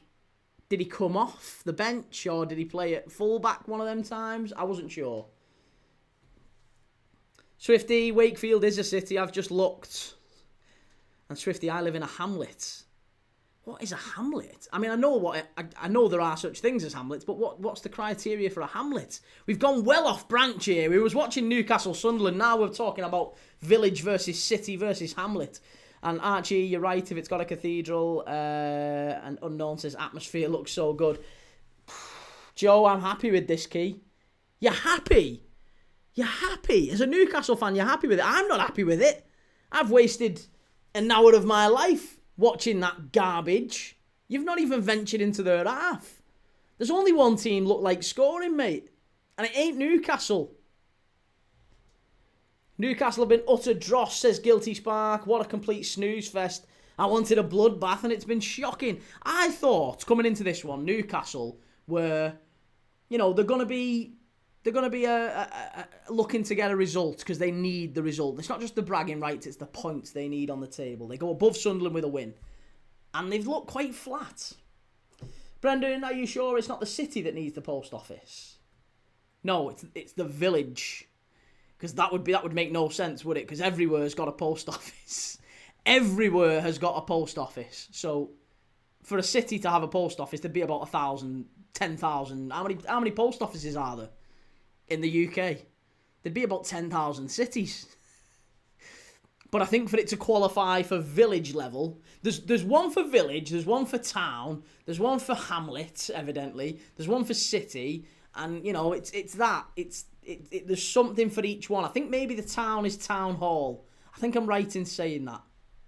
We're going well off piste here. We're going into quiz section. We're not even on about Premier League and footy anymore. We're on about quizzing. So, I don't know. Nuka Pluto, how is Aston Villa playing so arse right now? They beat Arsenal last week. You can't be playing that badly. It's Danny Key. Who do you want to win the derby? I haven't got a preference, if I'm dead honest with you, mate. I'd like to be honest, I thought Sunderland would get at least a point today. I think if anyone's looked like scoring, it's been Sunderland so far. So, I like teams that take chances. I like teams that push up and show a bit of risk and try and win games of football. I don't like this anti-football nonsense that Arsenal's probably going to win the league with. I don't like that. I want to see teams taking chances. So I'd like Sunderland to win it. Based off what I've seen, I'd like Sunderland to get a win purely because they've taken more chances. Newcastle, far too timid, far too tame. I would hope that Eddie Howe is same as they were against Leverkusen in the first half in midweek. Newcastle were lucky to only be 1-0 down against Leverkusen at half-time. And at this point, I think they're lucky to only be 0-0 because Sunderland have had that big chance with Dan Ballard at the end. They've been very timid, as I said, very tame. If I'm Eddie Howe at half-time, I'm giving them a real rollicking at half-time and saying, listen, you've got to come out here and be a bit braver, get in their faces, let's speed the passing up a little bit, let's, knock it about a bit more. Try and zip some of those passes in and quicken things up a step or two. It's far too easy for Sunderland. Blake, which football club doesn't share any letters with the word mackerel? I've heard this one before as well.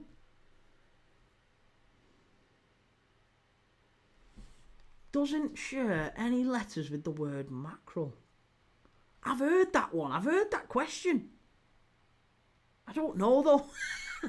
I was thinking it was something to do with shrimp, like Grimsby, or fish, or Morecambe. It's not Morecambe, it's not Grimsby, it's not...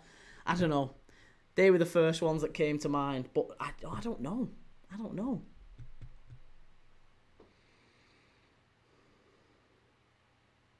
Yeah. Jacob Arabia, score predictions for Newcastle Sunderland. 2-1 Sunderland, I thought before the game. Now it's looking more and more like a 1-0. Welsh wing in a 2013 spat on the pitch. Which player told Gerrard, where's your Premier League medals? Van Persie it was. Allegedly. Yeah. And Gerrard said, yeah, where's your European Cup, mate? At least I didn't have to go to one of my rivals to win it. Big turncoat. Nuka Pluto says, how is Aston Villa? Oh, we've done that one, sorry. Brendan, the criteria for a hamlet is an underground rail system. Is it really? Well, there you go. We're giving away a free education today on Premier League, Dad. I'm getting educated if no one else is. It's Danny. If Sunderland were a bit quick in the final third, I think they'd be a few up. And Guilty Sparks says Swindon is the answer. Swindon. That's not a bad, yeah. Swindon Town. Mackerel. Oh, yeah, Swindon Town. Yeah, fair enough. Archie, I'd prefer Sunderland and I'm a neutral. Archie, good luck. We pause now. I thought they closed them all down. FC35, all the mistakes are from Voltemada. I know, and just as I was giving him lots of praise as well, I was giving Newcastle and Voltemada loads of praise over the last 48 hours, but he's been pretty poor today. Scottish GHK, Boston goals. Come on, keep the questions coming. Let's have a few more. FC35, Voltemada has to be taken off at 60 minutes for Wisser. An angry Ginge, the king. It's been feisty. Blake Griffin, who is the only player to have played in Manchester, Merseyside and Glasgow derbies? Oh, Manchester, Merseyside, Glasgow derbies. Manchester, Merseyside and Glasgow. Bellamy. Bellamy's done it. I don't know if anyone else has, but Bellamy's done it. Must be. Hey, and he scored. I think he might have even scored in all of them. Definitely scored in the Manchester one. I think he scored against Everton as well. He's only with us 2 seasons, but I'm pretty confident he scored against Everton in one of them. Maybe he didn't. I don't know. Duncan Ferguson. Duncan Ferguson never played in a Manchester derby. It's not Bellamy. It is. No, but Bellamy has done it though, hasn't he? Bellamy has done it. He played for City against United. He played for Liverpool against Everton. And he played for Celtic against Rangers. He's definitely done it. Robbie Keane. No, Robbie Keane never played for Manchester.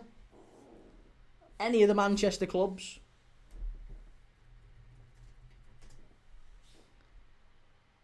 Craig Bellamy, definitely. It's definitely Craig Bellamy, isn't it?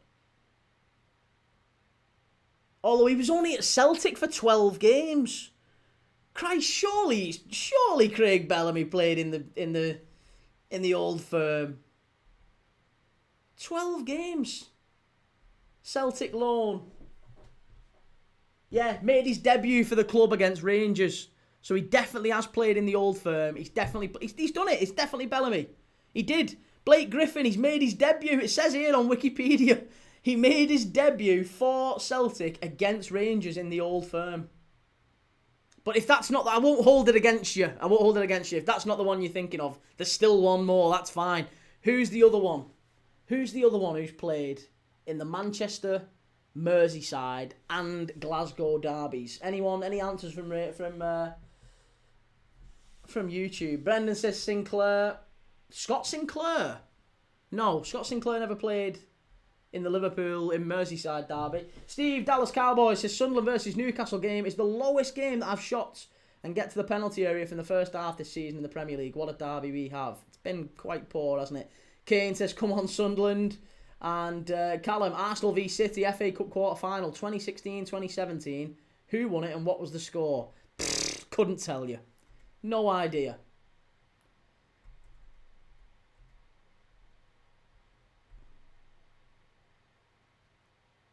Welsh wing, who did Portsmouth beat in the 2008 FA Cup final? Wasn't that City? Or it might have been Cardiff, actually. I'm pretty sure I don't know, I can't remember. Brendan says Sylvain Distin or Trevor Sinclair. It's not Trevor Sinclair. Trevor Sinclair didn't play for Everton. Didn't play for Liverpool. I don't know if he played for Rangers or Celtic, but I know he played for City. It's definitely... Question is meant to say who's played and scored. Sorry. Played and scored in all the derbies. Ah, no, that does change things. Played and scored in Manchester and Merseyside derby. Obviously, and the Rangers one as well. Ooh. Oh, that's a good question, that. Kanchelskis, says Callum. Andrei Kanchelskis could be a bloody good shout, actually. I like that. Andrei Kanchelskis, yeah. He's definitely scored for Everton against us. And he's definitely scored for United against City. Don't know if he scored... Well, he was at Rangers for a while, wasn't he? I'm sure he'd have scored against Celtic. Let's have a look. Did he play... Return to Britain.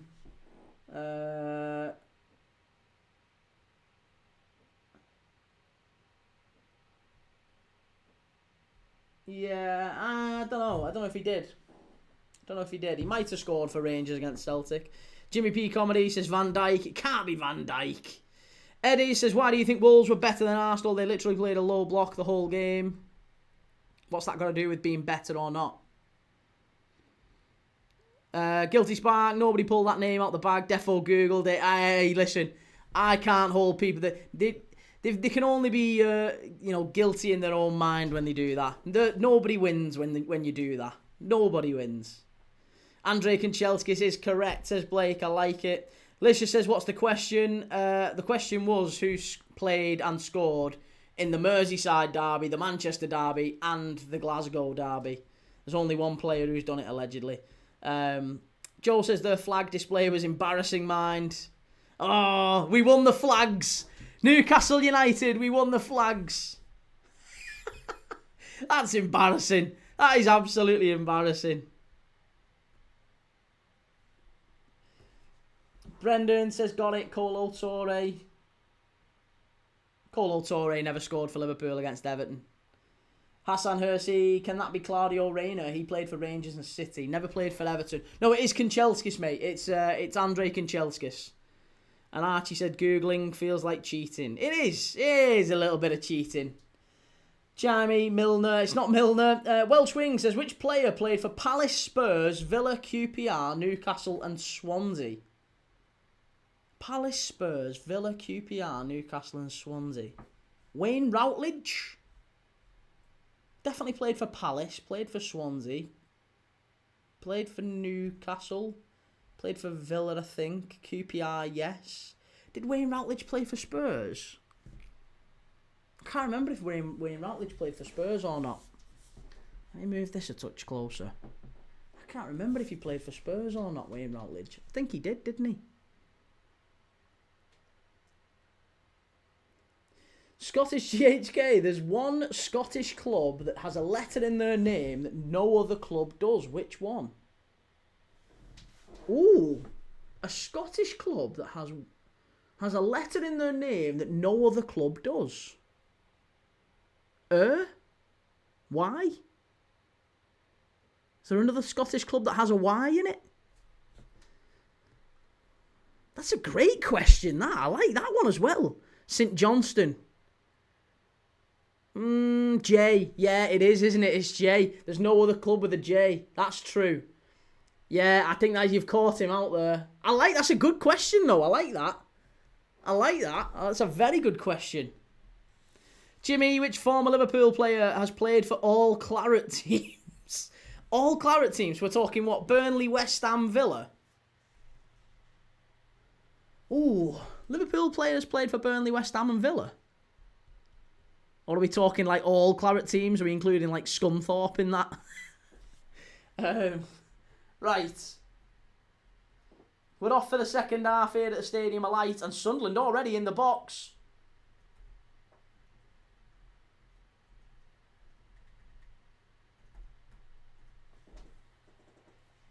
It's correct. Routledge. Was it really? Oh, I made up with that. I was like, that was a total guess.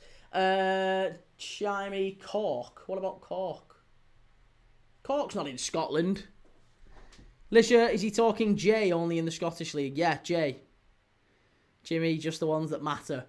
You're going to get Scunthorpe fans coming after you for that. Klein. Burnley, West Ham and Villa. Bellamy played for all of them, didn't he?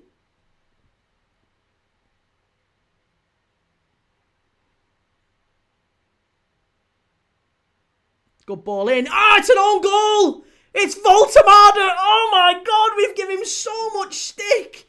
Oh, Voltemada, OG, and Sunderland are in front! I can't believe it! There was Newcastle fans in the chat screaming, saying they wanted him taken off at half-time. He's been dreadful, he said. He's been all over the place. Everything bad we've done today has been Voltemada, and he's just stuck it in his own net. It's the golden rule in football. You don't want your centre-forward back in the penalty area. You get centre-back screaming at him, saying, get up, what are you doing back here? Get up there, get up the pitch. What are you doing? But he's there, lingering in the 6-yard box. The furthest Newcastle player back. What is he doing? It's stupid. Oh, it's a big dozy header from him. He's just leaning forward. Oh, it's an absolutely fantastic finish. He must have thought he was at the other end of the pitch, Voltemada. Oh, it's absolutely horrendous. And it's 1-0 to Sunderland. There you go. The Mags are in the mud. The Mags are in the mud. It's absolutely shocking. And Sunderland are in front. Jesus, tonight. It's a great ball from Mukiele. Daniel, own goals don't count on this channel. World-class header, wrong net.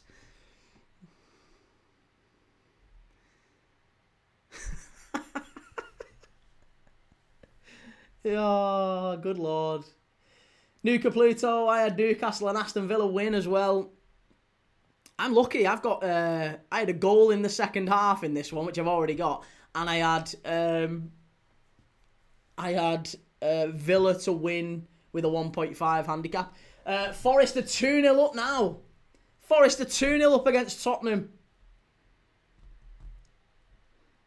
Football Marble Racing, I predicted 1-0 to Sunderland on my channel using a marble run. Check it out. Nice. Like it, Football Marble Racing. Love your stuff, by the way, mate. Will says Voltamada Hookie. Well, I have given him a lot of praise. I like Voltamada. I just think that was a dozy own goal to score, to be honest. Nostalgia Bunker, have you cheered up since Arsenal last night? Saw you got clipped on YouTube. I get clipped every week. They love it. They're dying for it. They're waiting for me, them bloody TikTokers. Scottish GHK says Key is the own goals or the own goal streamer. He's an own goal magnet. The best own goal channel on the market, this one. What a brew says bet for half-time super boost for him to score. Oh my God. Well, 1-0 down and it's all for Newcastle to do now.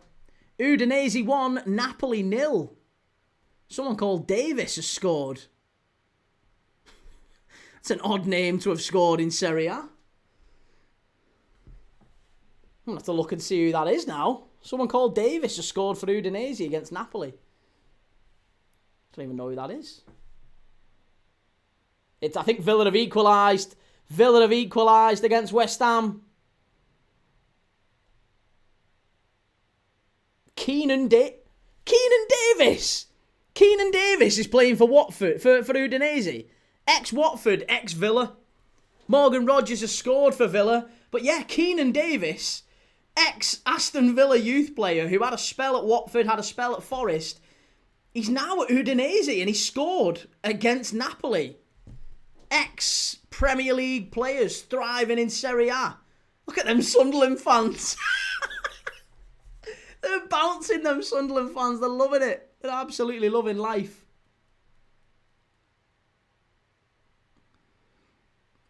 Super Malik Bros, who equalised. It was Morgan Rogers, mate. And Blake says they said it can't get any worse after that first half of Voltamada. It can. Swifty says Frank is struggling, sadly. Do you think Thomas Frank might be gone after this game? Or do you think Thomas Frank might get the Liverpool game next week? Liverpool at home is not an easy game to bounce back in, by the way. I know Liverpool haven't exactly been in great form, but we could put the final nail in the coffin for Thomas Frank. Ball whipped in. Newcastle hanging on a little bit here, I've got to say. Jimmy says time for Newcastle to sub Isak on.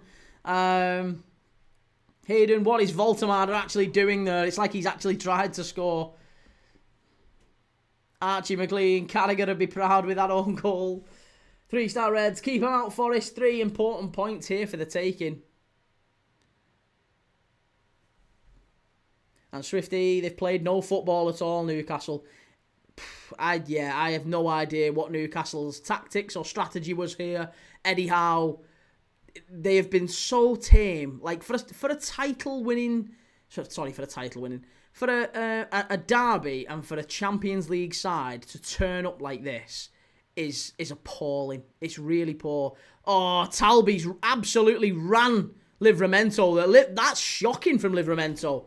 Talby's a good player, but that was really poor from Livramento. They're getting done every single individual battle. Sunderland just want this more. You can see they've come out second half. I know they've got an early goal and that's going to get their tails up. But Sunderland, every single 50-50 challenge. Newcastle are second to it. They're in again here. Chance. Oh, yeah. Get it away. Oh, my God. Nearly 2-0. Good Lord. They're hanging on here, Newcastle. This could be 2 very quickly. Goal in the next 5 minutes in my prediction. Newcastle are hanging on by a thread. Welsh Wing says, wasn't it you that beat Tottenham 6-1 before Christmas and got Villas-Boas sacked? We're like the harbingers of doom, us Liverpool. We always get managers sacked. Swifty, they're all over the place, aren't they? There's just no organisation at all at the back. They don't look like they're even... Nobody knows who to go with who. And they're losing every single one of their 50-50 duels. There's assistant manager Eddie Howe talking to the main man there. Jason Tyndall. He looks like the assistant manager, doesn't he? That's ridiculous. That just can't stand for me. That's so poor. Shay says, I was out last night, slept in till 2:45. Fuming, I missed this. What was the first half like? Oh, mate, you have no idea how envious I am of you that you haven't seen the first half. It was the biggest load of shite you could have watched. If you spent the first half watching paint drying with Michael Owen, 45-minute documentary, that would have been more entertaining than this. And it was absolutely shocking. There was no real chances to write home about. It was dreadful. There was no real tackles or anything that was like, there was no feistiness. It was a bit flat. And then we've come out second half and Voltemada's stuck it in his own net within a few minutes. Brendan got Mourinho sacked just before Christmas too. He did, yeah. Udinese goal been ruled out. Nice. And Archie says, what's the script with Palace? How long left? Same as this one. It kicked off at the same time. Liam, are you doing the Leeds game after? I'm not, mate. No, I'm only doing this one. I've got to go and pick my dad up. My dad's lost his. Well, he's not lost his van. His van's in a garage, getting looked after. So he's working today, and he needs me to go and pick him up. So I said I'd sacrifice the Leeds game and go and pick him up and do a bit of running round for him. Will says Keenan Davis, I swear, played for one of the Claret teams. He did, Villa. Yeah, he played for Villa. Scottish GHK, worse than an Arsenal highlight reel from this season. And Jake, what's the score? It's 1-0 to Sunderland. Football Marble Racing, how many teams have never been demoted from the Prem? Demoted in terms of relegated. Are we using those words interchangeably? Relegated and demoted. I mean, Liverpool have never been relegated out the Prem. Are we specifically talking the Prem or the First Division? These are important clarifications. Oh, that's a claim for a penalty there. Dan Ballard getting wrestled to the floor from Fabian Schär. Oh, I tell you what, there might be a check on that one. Watch this one. He spins him. I mean, he's a little bit of 6 of one, half a dozen of the other, that one. He's got all the Schär. You can see he's got all the Schär like that. I don't think you can give a penalty for that, Ballard. You can't be getting a pen for that. Yeah, Liverpool have never been relegated. Everton have never been relegated. Arsenal, Man United have never been relegated. Chelsea have never been relegated out of the Premier League. Villa have been relegated. Newcastle have been relegated. Trying to think. I'm trying to go down. Tottenham have never been relegated. City obviously have. I'm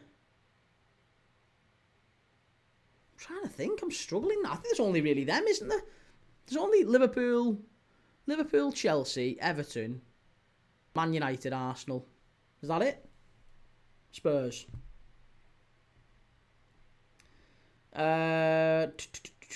Swifty, not quite enough for me. All the big, all the big clubs. Yeah, Liverpool, Everton, Arsenal, Man United, Chelsea, Spurs. That's right, just those 6. Yeah, I was double guessing myself then, thinking I'm sure there's one more. But no, good question that. Very good question. David Jarvie says, whoa, I'm impressed. By what? By Sunderland's performance or my quiz knowledge? Tolga, how's it going? Good to see you. Jake, is it a pen or not? It's not a pen, mate, no. Believe me, if it was a pen, you'd know. I'd tell you. It isn't a pen. There was a claim for a pen, but it's definitely not a pen. FCB says, I just said at half-time how bad Voltemada is. You did, mate. You called it. He stuck it away, though. It was a great header. If it was at the other end of the pitch, you'd have been saying, what an absolutely unbelievable header. Jordan says, never thought I'd say this, but get Sarr off this pitch. Why is he struggling? Ismaila Sarr, not having the best game. Angry Ginge the King says, great header by Voltemada. And your knowledge, I got the St Johnstone. Well, your question I got right. I got a couple of them right. Not all winners. Team effort. Team effort. Larry, Sunderland needs to crush Newcastle. Well, they're doing well so far, and they're pushing forward. Newcastle are absolutely hanging on here. Ball hung up to the far post. Newcastle get it away. Anthony Gordon trying to run. And he does well. Oh, it's great play. And that's a yellow card all day. You don't need to roll there, Anthony. You don't need to roll. They've got the yellow card, Reynildo. It's a yellow card all day. Clear yellow. Shell, see you later, Key. Take it easy, Shell. Hope you're doing all right, lovely. And Brendan, what is the most played game in the English top flight? The most played game. I would imagine it's Liverpool v Arsenal. Is it Liverpool Arsenal?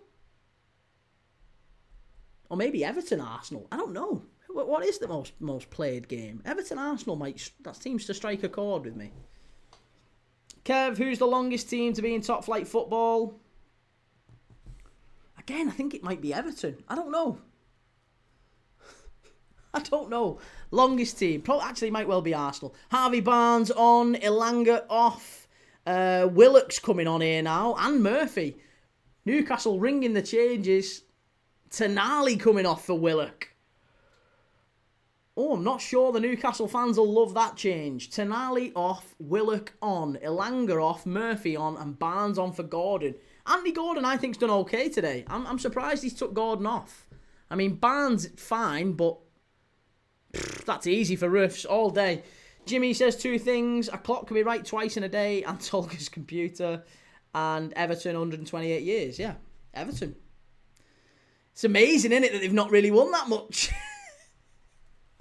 Scottish GHK, the most played game in football. And Brenda says, yeah, Everton, Arsenal. Everton never relegated Arsenal in the top flight over 100 years. And still no European Cup for either of them. It's crazy. Lizzie says, Villa v Everton is the longest fixture in English history. Christ, I mean, based off what we saw in the first half, I thought this one was going to be. Felt like I aged 14 years watching this first half. Swifty, can you name the 12 founder members of the Football League? Fucking hell, Swifty. Notts County's probably one of them. That's why you're asking me. Port Vale, Preston, Port Vale.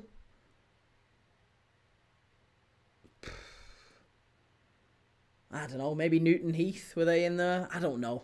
Founder members. It's about 20 years before Liverpool were created. Brendan says, we've done that one, sorry. Port Vale is wrong. Is it really? Sheffield Wednesday says, Will. I knew Preston was, and I knew not to, I think I'll be running out after that. Bury, says Adam. Yeah, Bury. It's northern. It is mostly northern teams that were founder members. Sheffield Wednesday is wrong. Yeah, I'm sure it was mostly northern teams. It was Blackburn Rovers one?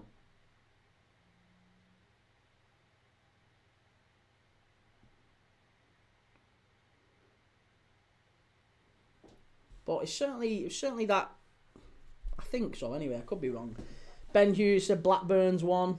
Sheffield Wednesday, Villa, I think are two. Villa's certainly a possibility. Bury's not, according to Swifty. Sunderland, maybe. Blackburn and Preston, correct. Blackburn, Preston, Notts County. Not Notts County. No. I thought that's why you were asking. Everton. Were Everton founder members? Stoke City. I'm pretty confident Stoke are, aren't they? Pretty confident Stoke were one of the founder members. David Jarby, yes, mostly northern. I'm struggling now. Are any of them still like? Is the teams that don't exist now? We're not like, you're not going to throw like a Newton Heath out there, are you, or someone like that? Strike from Newcastle straight down the throat of Roofs. Stoke and Everton are. Football Marble Racing. How many teams have won? Oh, hey, wait until we've solved one question before we get stuck into another one. Philippine says final score prediction for Celtic St Mirren Cup final, key. The way Celtic are playing, honestly, I think St Mirren have got a good chance. So I go St Mirren on pens. St Mirren on pens. Jordan says, hey, Eddie's on. Eddie and Ketty are on for Palace against City. Ben Twister, Trotters, yeah. Bolton. Bolton's a good shout too. I think we might have already answered. Have we answered Bolton? Blackburn and Preston, right. Surely Bolton were.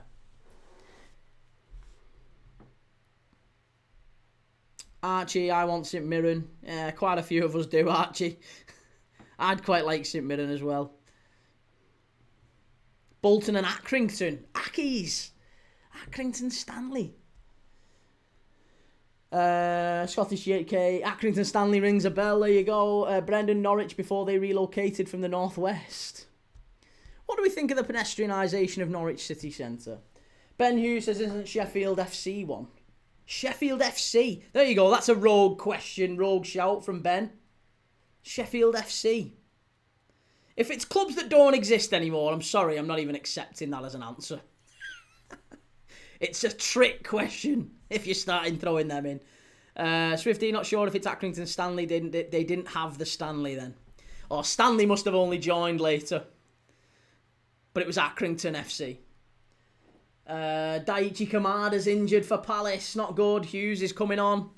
And Leia May says the only way Sunderland score is by us. Well, that's at the end of the day, that's all they need, isn't it? Derby County. There you go. Another one. Derby County is one of the starting founding members of the Football League. And Wolves too.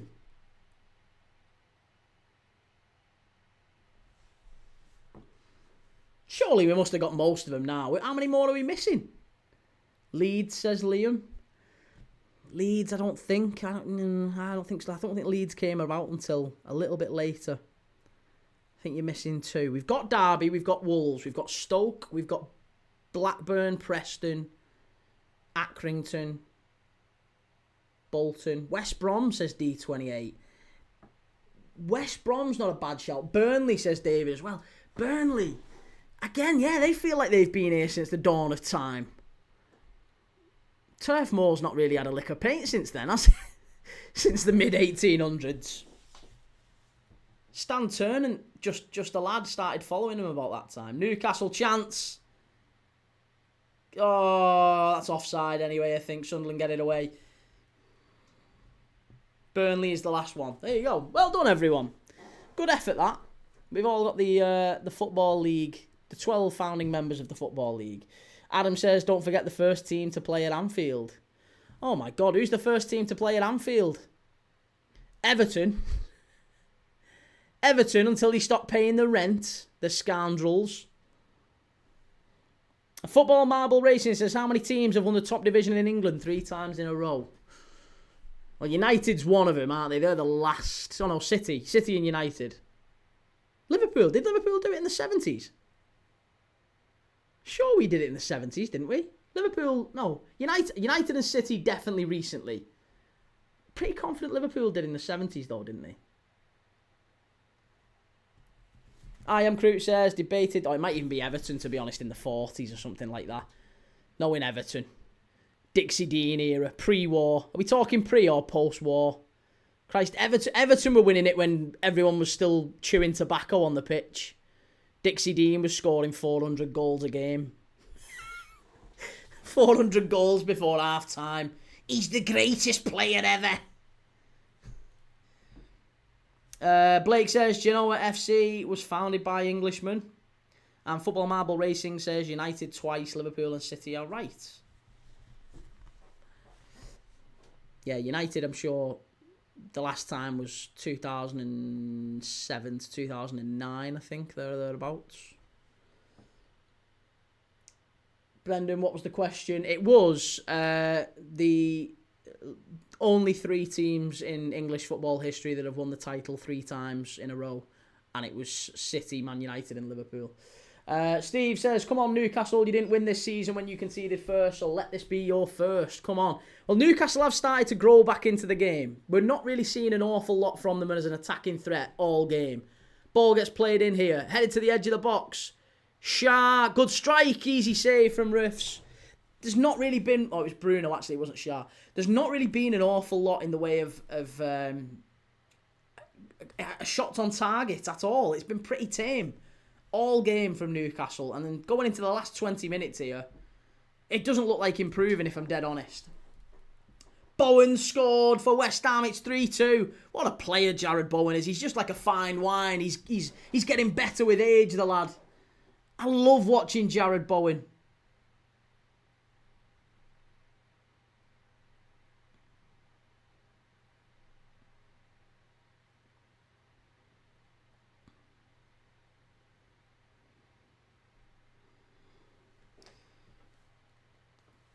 Oh, it's been ruled out. Football Marble Racing says there's 5 teams. Oh, okay. I thought there was only 3. 5 teams that have done it then. Have Everton not? You're going back to pre-war now, aren't you? He's going to be like Huddersfield or Sunderland. Udinese have had another goal ruled out. David Jarvie, question, who were the first FA Cup lovers? FA Cup lovers? Long loved the FA Cup. Philippines 2-0 City. Good goal from Foden there. I Am Crew says Wolves in the 60s. Wolves in the 60s? Yeah, maybe.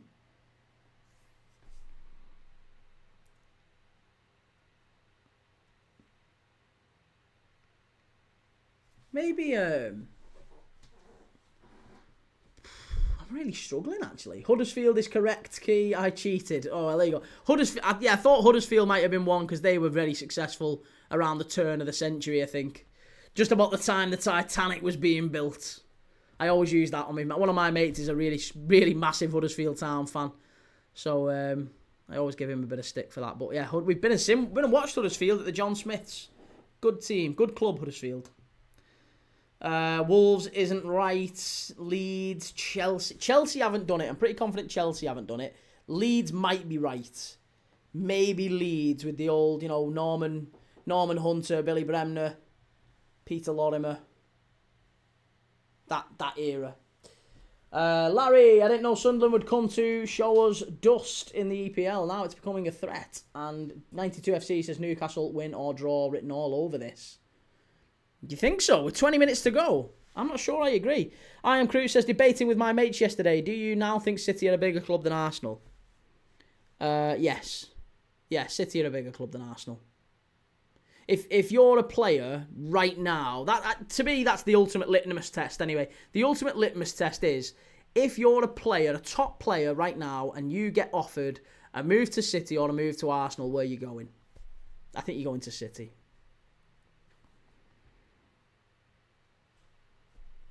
I think City looks better on your CV than Arsenal does. And I think Chelsea looks better on your CV than Arsenal does, to be honest, at this moment. Swifty says, not historically they aren't. And Blake, proper cult status can be achieved when you're a player of quality. That quality with lower sides. Blake loves seeing players of Bowen's class at teams lower in the league. I was going to say, I genuinely believe Jared Bowen is one of the best players we've seen in the Premier League over the last 5-6 years. He's absolutely incredible. Like a proper top quality player. Udinese have finally got a goal against Napoli. They've had 2 disallowed. They've finally got one now. 1-0 up, 75th minute. That's going to kill most people's bets, I think. Mad Pup says penalty to Kilmarnock. Welsh Ring says how long until Scott Parker gets sacked? Ooh, Scott Parker getting sacked. Probably sometime soon. But then again, do Burnley want to roll the dice? I feel like they might have taken a chance with Scott Parker and they might be thinking, do you know what? Might as well just leave him in charge. Because if we get relegated, he'll bring us back up. Yeah, Phil Foden's put City 2-0 up and bang in charge there against Palace. Here's Sunderland into the box. Jimmy, would you have Bowen at Liverpool? I would, yes.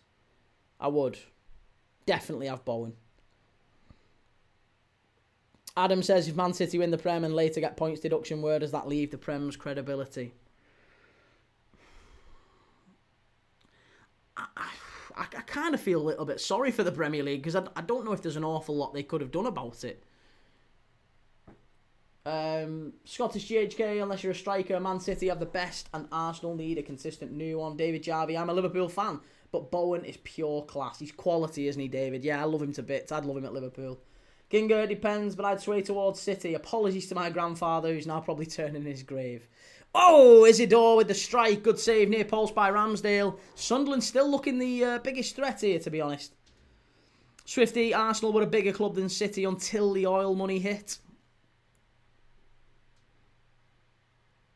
Football Marble Racing, it was Huddersfield, Liverpool, United, City and Arsenal who were the 5 teams. Good question, that, mate. I like that. I am Crew. Shane Bowen can never leave West Ham because of who he's married to. I think he would leave West Ham in the right circumstances. He might fancy his chances. The crazy bar steward signed like a 7-year contract. He's committed to West Ham until about 2032.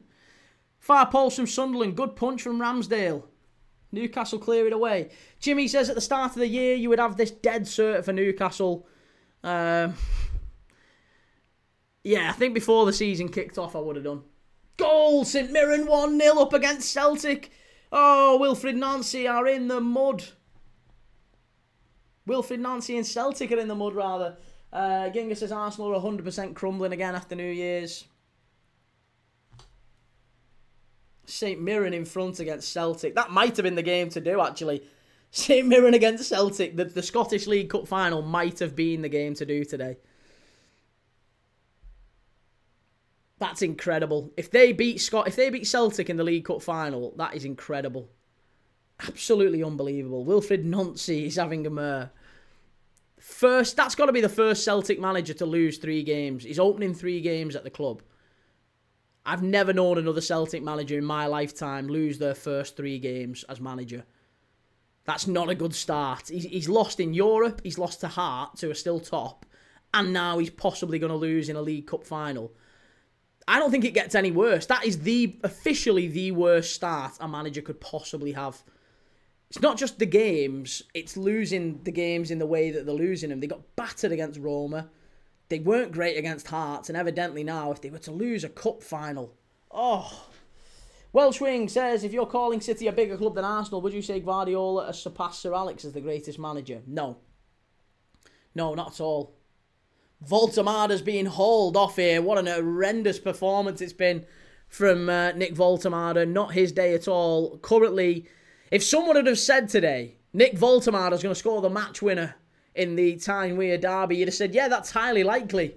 But not like this. Not like this. David Jarvie says, I have a great question. Who are the highest achievers to come up from the Championship First Division? The highest achievers? That's a very ambiguously worded question, David. The highest achievers? Maybe Ipswich? They very nearly finished in the Champions League when they first came up from the Championship.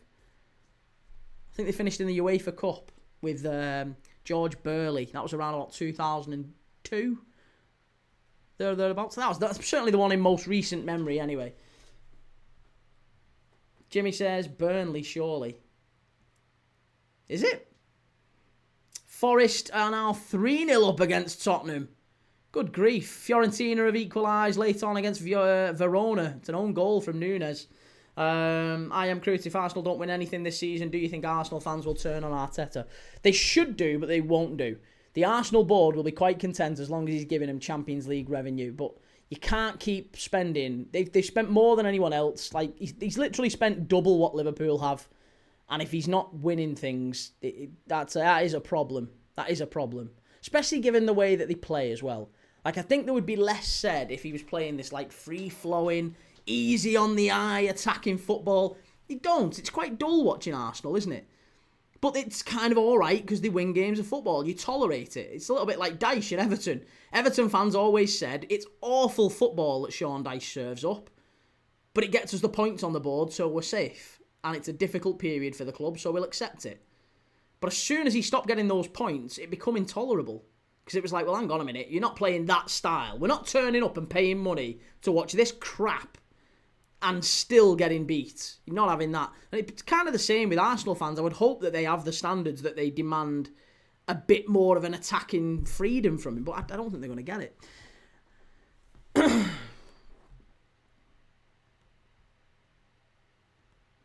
Football Marble Racing, who got relegated from the Prem in 97 with 42 points. In 97? Ooh. 1997. Barnsley? No, maybe a bit early for Barnsley, that. Quite a few. I mean, Barnsley went down about them, but I don't think it was 42 points. David, love that question. Scottish GHK, what was it? Which was the question? Which English club has their ground off the mainland? English club has their ground off the mainland. Oh my God, that's a great question. English club has their ground off the mainland. It's got to be one. I'm double guessing myself now. The ground is off the mainland. Oh my God. And he said English. It's not Scottish. I was thinking like Scottish Highlands, maybe one of them up the borders. English club has their stadium off the mainland. Swifty says Gillingham is a rotter to go to. Archie, Amaguna and Arsenal have to stop trying to walk the ball in. Football Marble Racing, they're a current Prem team. Brighton? No? No, can't be Brighton. Can't be Brighton. Morgan Rogers has scored for Villa. It's 3-2 to Villa. They've pinched it. They've pinched it. Brendan says it's St Mary's on a little island or something. And Ginga says that Emirates crowd gets full of nervous energy very quickly and it feeds into the team. Hence the apple crumble. Chimey, since AFCON is coming, can you give us your EPL African 11? All time? Oh my goodness me. Yeah, we can do that. We'll do that. I think we'll do that in the build-up to the AFCON. It's not... No, Ginga, he says it in English. He says it's English. St Mirren are ahead. Carlisle is the one off the border, pal. Carlisle? No, off the mainland, he said. Off the mainland. Not off the border, sorry. Off the mainland. So we're talking about, like, on water, surely. Have I interpreted the question wrong? It's a Prem team playing now. Reese says Carlisle are my local team and they're on the main. I was thinking that can't be Carlisle. Carlisle is smack bang in the middle of England, basically. Well, not in the, you know what I mean? Like, they're on the border with Scotland, but you know what I mean? They're not... If it's going to be off the mainland, it's going to be... Yeah, it's got to be on an island in theory, hasn't it? So, Brighton. Just thinking, Brighton or maybe Bournemouth. Bournemouth? Is it Bournemouth? Is it Bournemouth? Maybe Bournemouth. Bournemouth could be. It's down that end. Blake, it could be Fratton Park. You know, okay, I remember you cross a bridge to get there. Yeah, it's got to be one of them south coast. Brighton, Plymouth. Fucking anyone down there. It's all a little bit disjointed. There's all little inroads going off down there.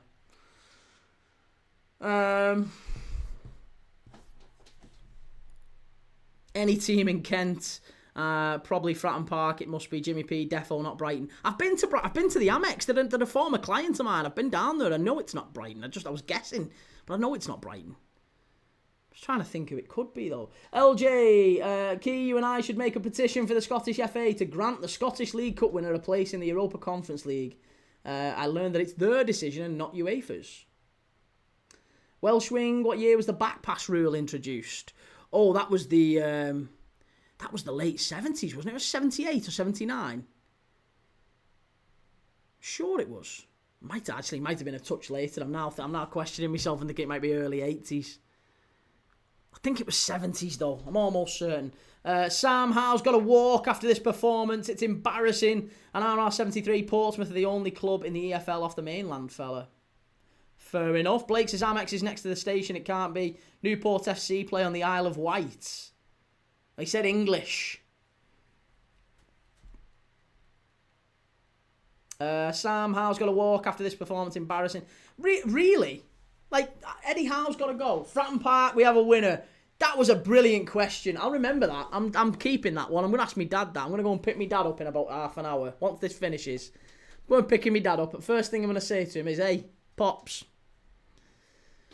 what stadium's off the mainland in the UK? Which English club? And he'll go, fucking hell, what a question that is. There you go, that's the drive home sorted. About 18 different guesses coming from him. 3-star Reds, Forest are making Spurs and Thomas Frank. Right, Kent. 1992 was the back pass law. No! Was it really? The back pass rule came in 1992.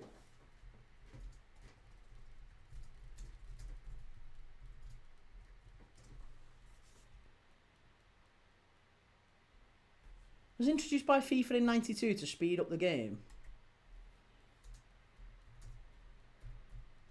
I thought it was well earlier than that. In England. What about in England? When did the back pass through? That's so weird. That's like one of them Mandela effects or something like that. Because I properly had it in my head that was well later. Or well earlier. Oh, hey, well, there you go. I evidently don't know what I'm talking about. I didn't think it was 92. Hansen passing back to Bruce in goal. Was our Liverpool won European Cup? Well, I did think in maybe the 70s. Yeah, I know that was certainly a thing thrown at us, but I didn't think it was going to be that. Sunderland are in the box here. What a run. It's going to go behind. Corner ref. No, he's not getting it. Sunderland it was who were relegated in 97 with 42 points. In 97? I don't even remember them being in the Prem in 97. I thought they came up later.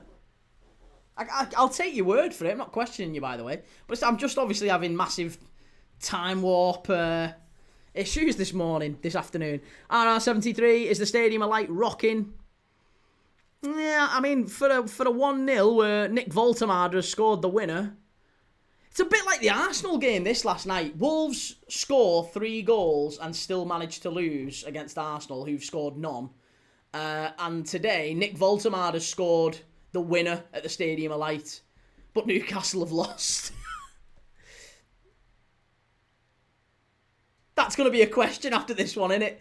Who's the only Newcastle number 9? Is he a number 9? I don't think he is. Who's the only Newcastle centre forward to score the winner at the Stadium of Light and still lose? Oh, unbelievable. The only Newcastle centre forward who scored the winner at the Stadium of Light and still been on the losing side. There's a quiz question we'll face in years to come. Brendan says, City are not bigger than Arsenal, United, Liverpool, Arsenal are the big 3. I just feel like Arsenal... I would have said the same about 15 to 20 years ago. I would have said the same. However, I think with City and Chelsea now winning... Chelsea's won multiple European Cups. They've won multiple, UEFA Cups. They've won the Conference League. They've won multiple leagues as well. City doing the treble. They've won a European Cup. I feel like that has pushed them above Arsenal now. I feel like they are a much bigger draw. And yeah, for me, I think they are a bigger team or bigger clubs than those two. I disrespected City and Chelsea a lot when they've got there by ill-gotten gains. Don't get me wrong. I like Arsenal more. Arsenal are a proper club. But City and Chelsea have, however so they've got there, they've got there. City winning the Champions League, sealed it. And I am Crute. If you'd feel harsh if you put a bet on Voltemade winner 1-0, wouldn't you? What are we saying? Sorry, Jake, there's 6 teams who's won the league in the Premier League era, but who are they? 6 teams who've won the league. Hang on, Newcastle corner. Cleared away. Quite easy, that one. Blackburn United, Arsenal, Chelsea, City, Liverpool. There you go. 6. Nice and easy, that one. In football, marble racing. Who's the only player to get a hat-trick in the Prem, the FA Cup and the Champions League in the same season? The Prem, the FA Cup and the Champions League in the same season. I wouldn't have a clue. I genuinely wouldn't have a clue with that one. City penalty. That's going to be 3-0 at Selhurst Park, isn't it? Sunderland getting it away. It's going to be a free kick to Sunderland. Foul from Murphy. Football marble racing, Leicester. Oh, it's because he said 6. There's 7 then, isn't there? There's 7. I was thinking that. I'm sure it's more than 6. But I did say 6, didn't I? I said Blackburn, Man United, Chelsea, Arsenal, City and Liverpool. There's 6. It's because he said 6. But yes, Leicester, 7. You're right, absolutely. I did forget Leicester. Nuka Pluto, come on Newcastle, do something for God's sake. And Brendan Rooney had a guess. Rooney did score a hat-trick in the Champions League and the Premier League with United in his first season. But I don't know if he got one in the FA Cup. I would imagine so.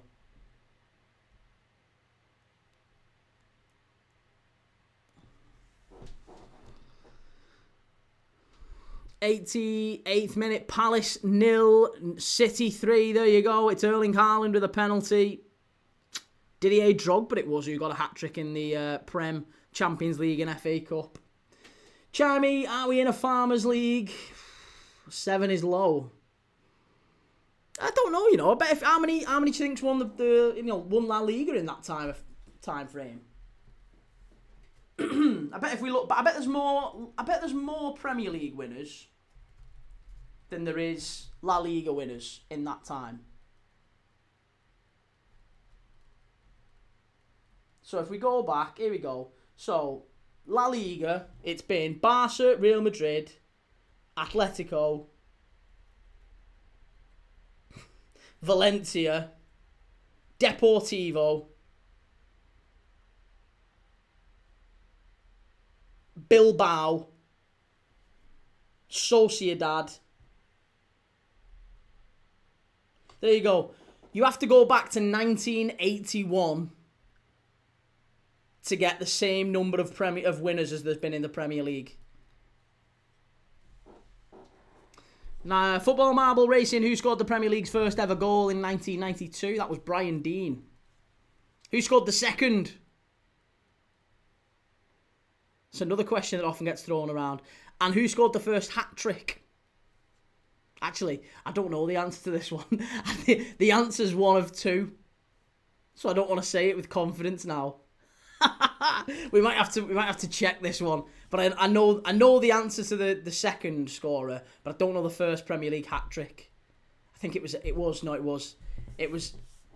Cantona. I should have let you guess that one, sorry. It was Eric Cantona, but I think the second one was it Mick Harford? Was it Lee Chapman? Fuck's sake, Key. I can't remember. I did have that question. I shouldn't really say it with confidence if I don't know, should I? 4 minutes of added on time here at the Stadium of Light. It's an absolute breeze for Sunderland, this one. They have absolutely breezed past Newcastle today.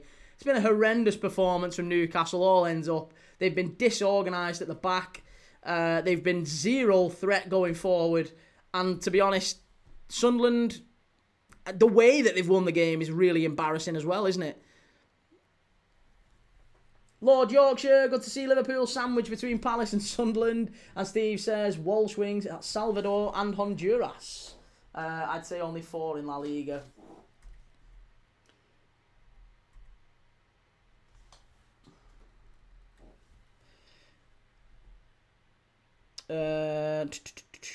Football Marble Racing, who scored the infamous beach ball goal against Liverpool? That was Darren Bent, wasn't it? And Swifty, who were the reigning league champions when the Premier League started? When the Premier League started? That was Liverpool, wasn't it? Oh no, it was Arsenal. It was Arsenal, wasn't it? Arsenal. Divvy. That's you winding me up, that. Welsh Wing, which manager ended 2 clubs' domination of league titles in 2 separate clubs? Ooh, that's a great question.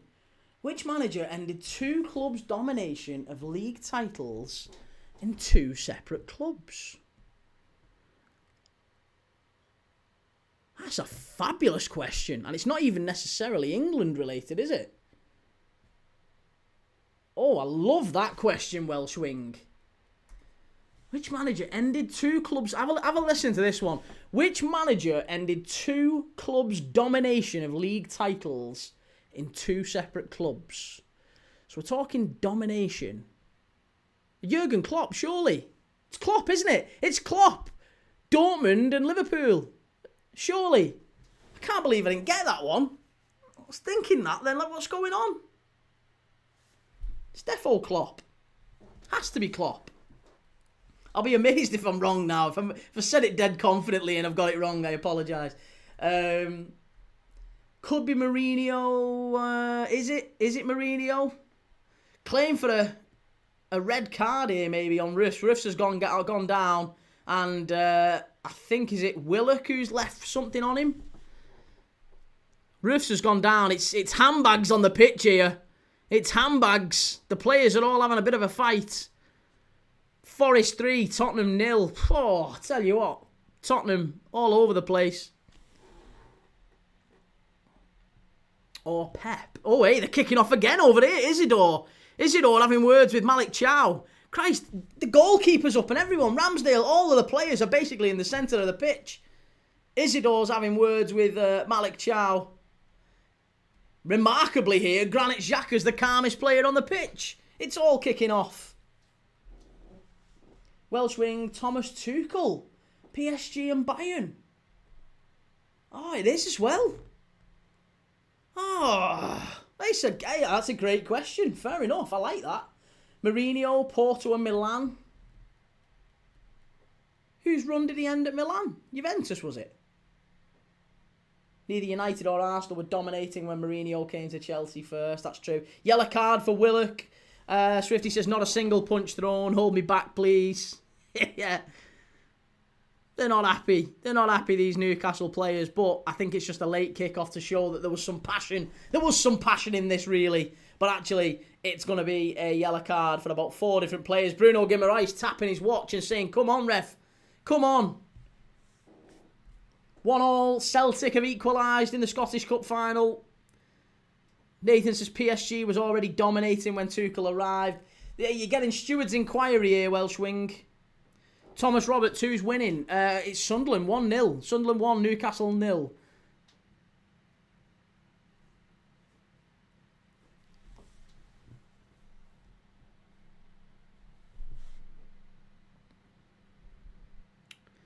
Phew, I tell you what, they're all going off here. Granit Xhaka's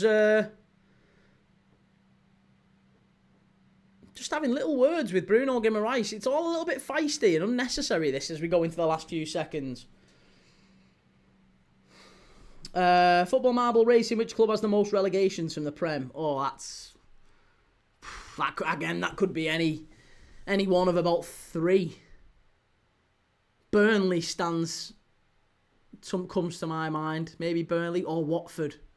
Could be Burnley, could be Watford, maybe. Granit Xhaka's going off. Has he been poked in the eye here or something? Scottish GHK question, which Scottish team won the Copa del Rey? You've asked me this before. And I don't know the answer. Is it Hibs? Is it Hibs? Chimey, I think Ancelotti did it too. And Welsh wing, I meant which manager ended 2 clubs' domination? So Tuchel ended PSG's domination. Is that what we're saying? By not winning the league? Or Norwich? What about Norwich? Norwich aren't Scottish.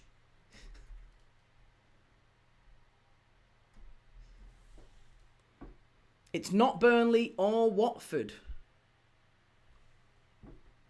Okay, who's the Premier League team with the most relegations? Oh, Wisser. Oh, again, claim for the penalty. You're never getting a pen for that. No chance. Leeds. No, Leeds had a long time out the Prem. It's got to be a team that's bounced up and down a little bit. Wolves, maybe. Wolves seem to go up and down quite a bit. I think maybe Wolves could be a chance. Oh, Norwich. Sorry, Norwich. Not Wolves. Is it Norwich? Sheffield United. I think did we say them? Yeah, Welsh wing said Norwich. And Rolo thinks Blackburn. Is this full time yet, ref? Because we're on the 97th minute of 4 minutes added on. But Sunderland in the lead and absolutely going to win this one.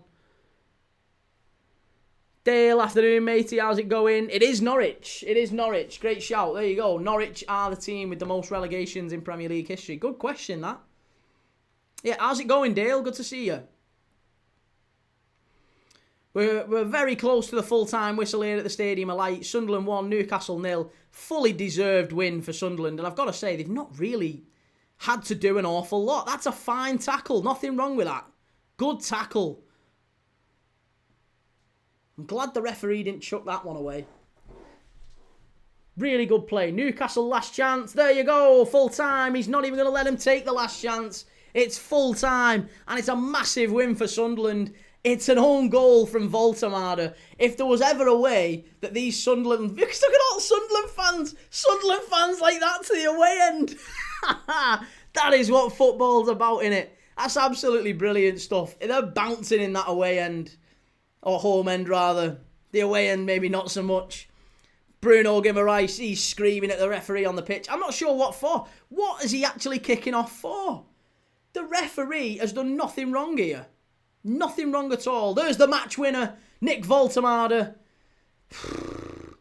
Shocking. Nathan, how are you doing? Brentford v Leeds? I'm not, mate. No, I've got to go and pick my dad up. I was going to do Brentford v Leeds, but I've got to go and pick my old man up. I'm looking after my old man because his van's in the garage, so I've got to go and do a bit of running around for him. So I'm going to go and pick him up.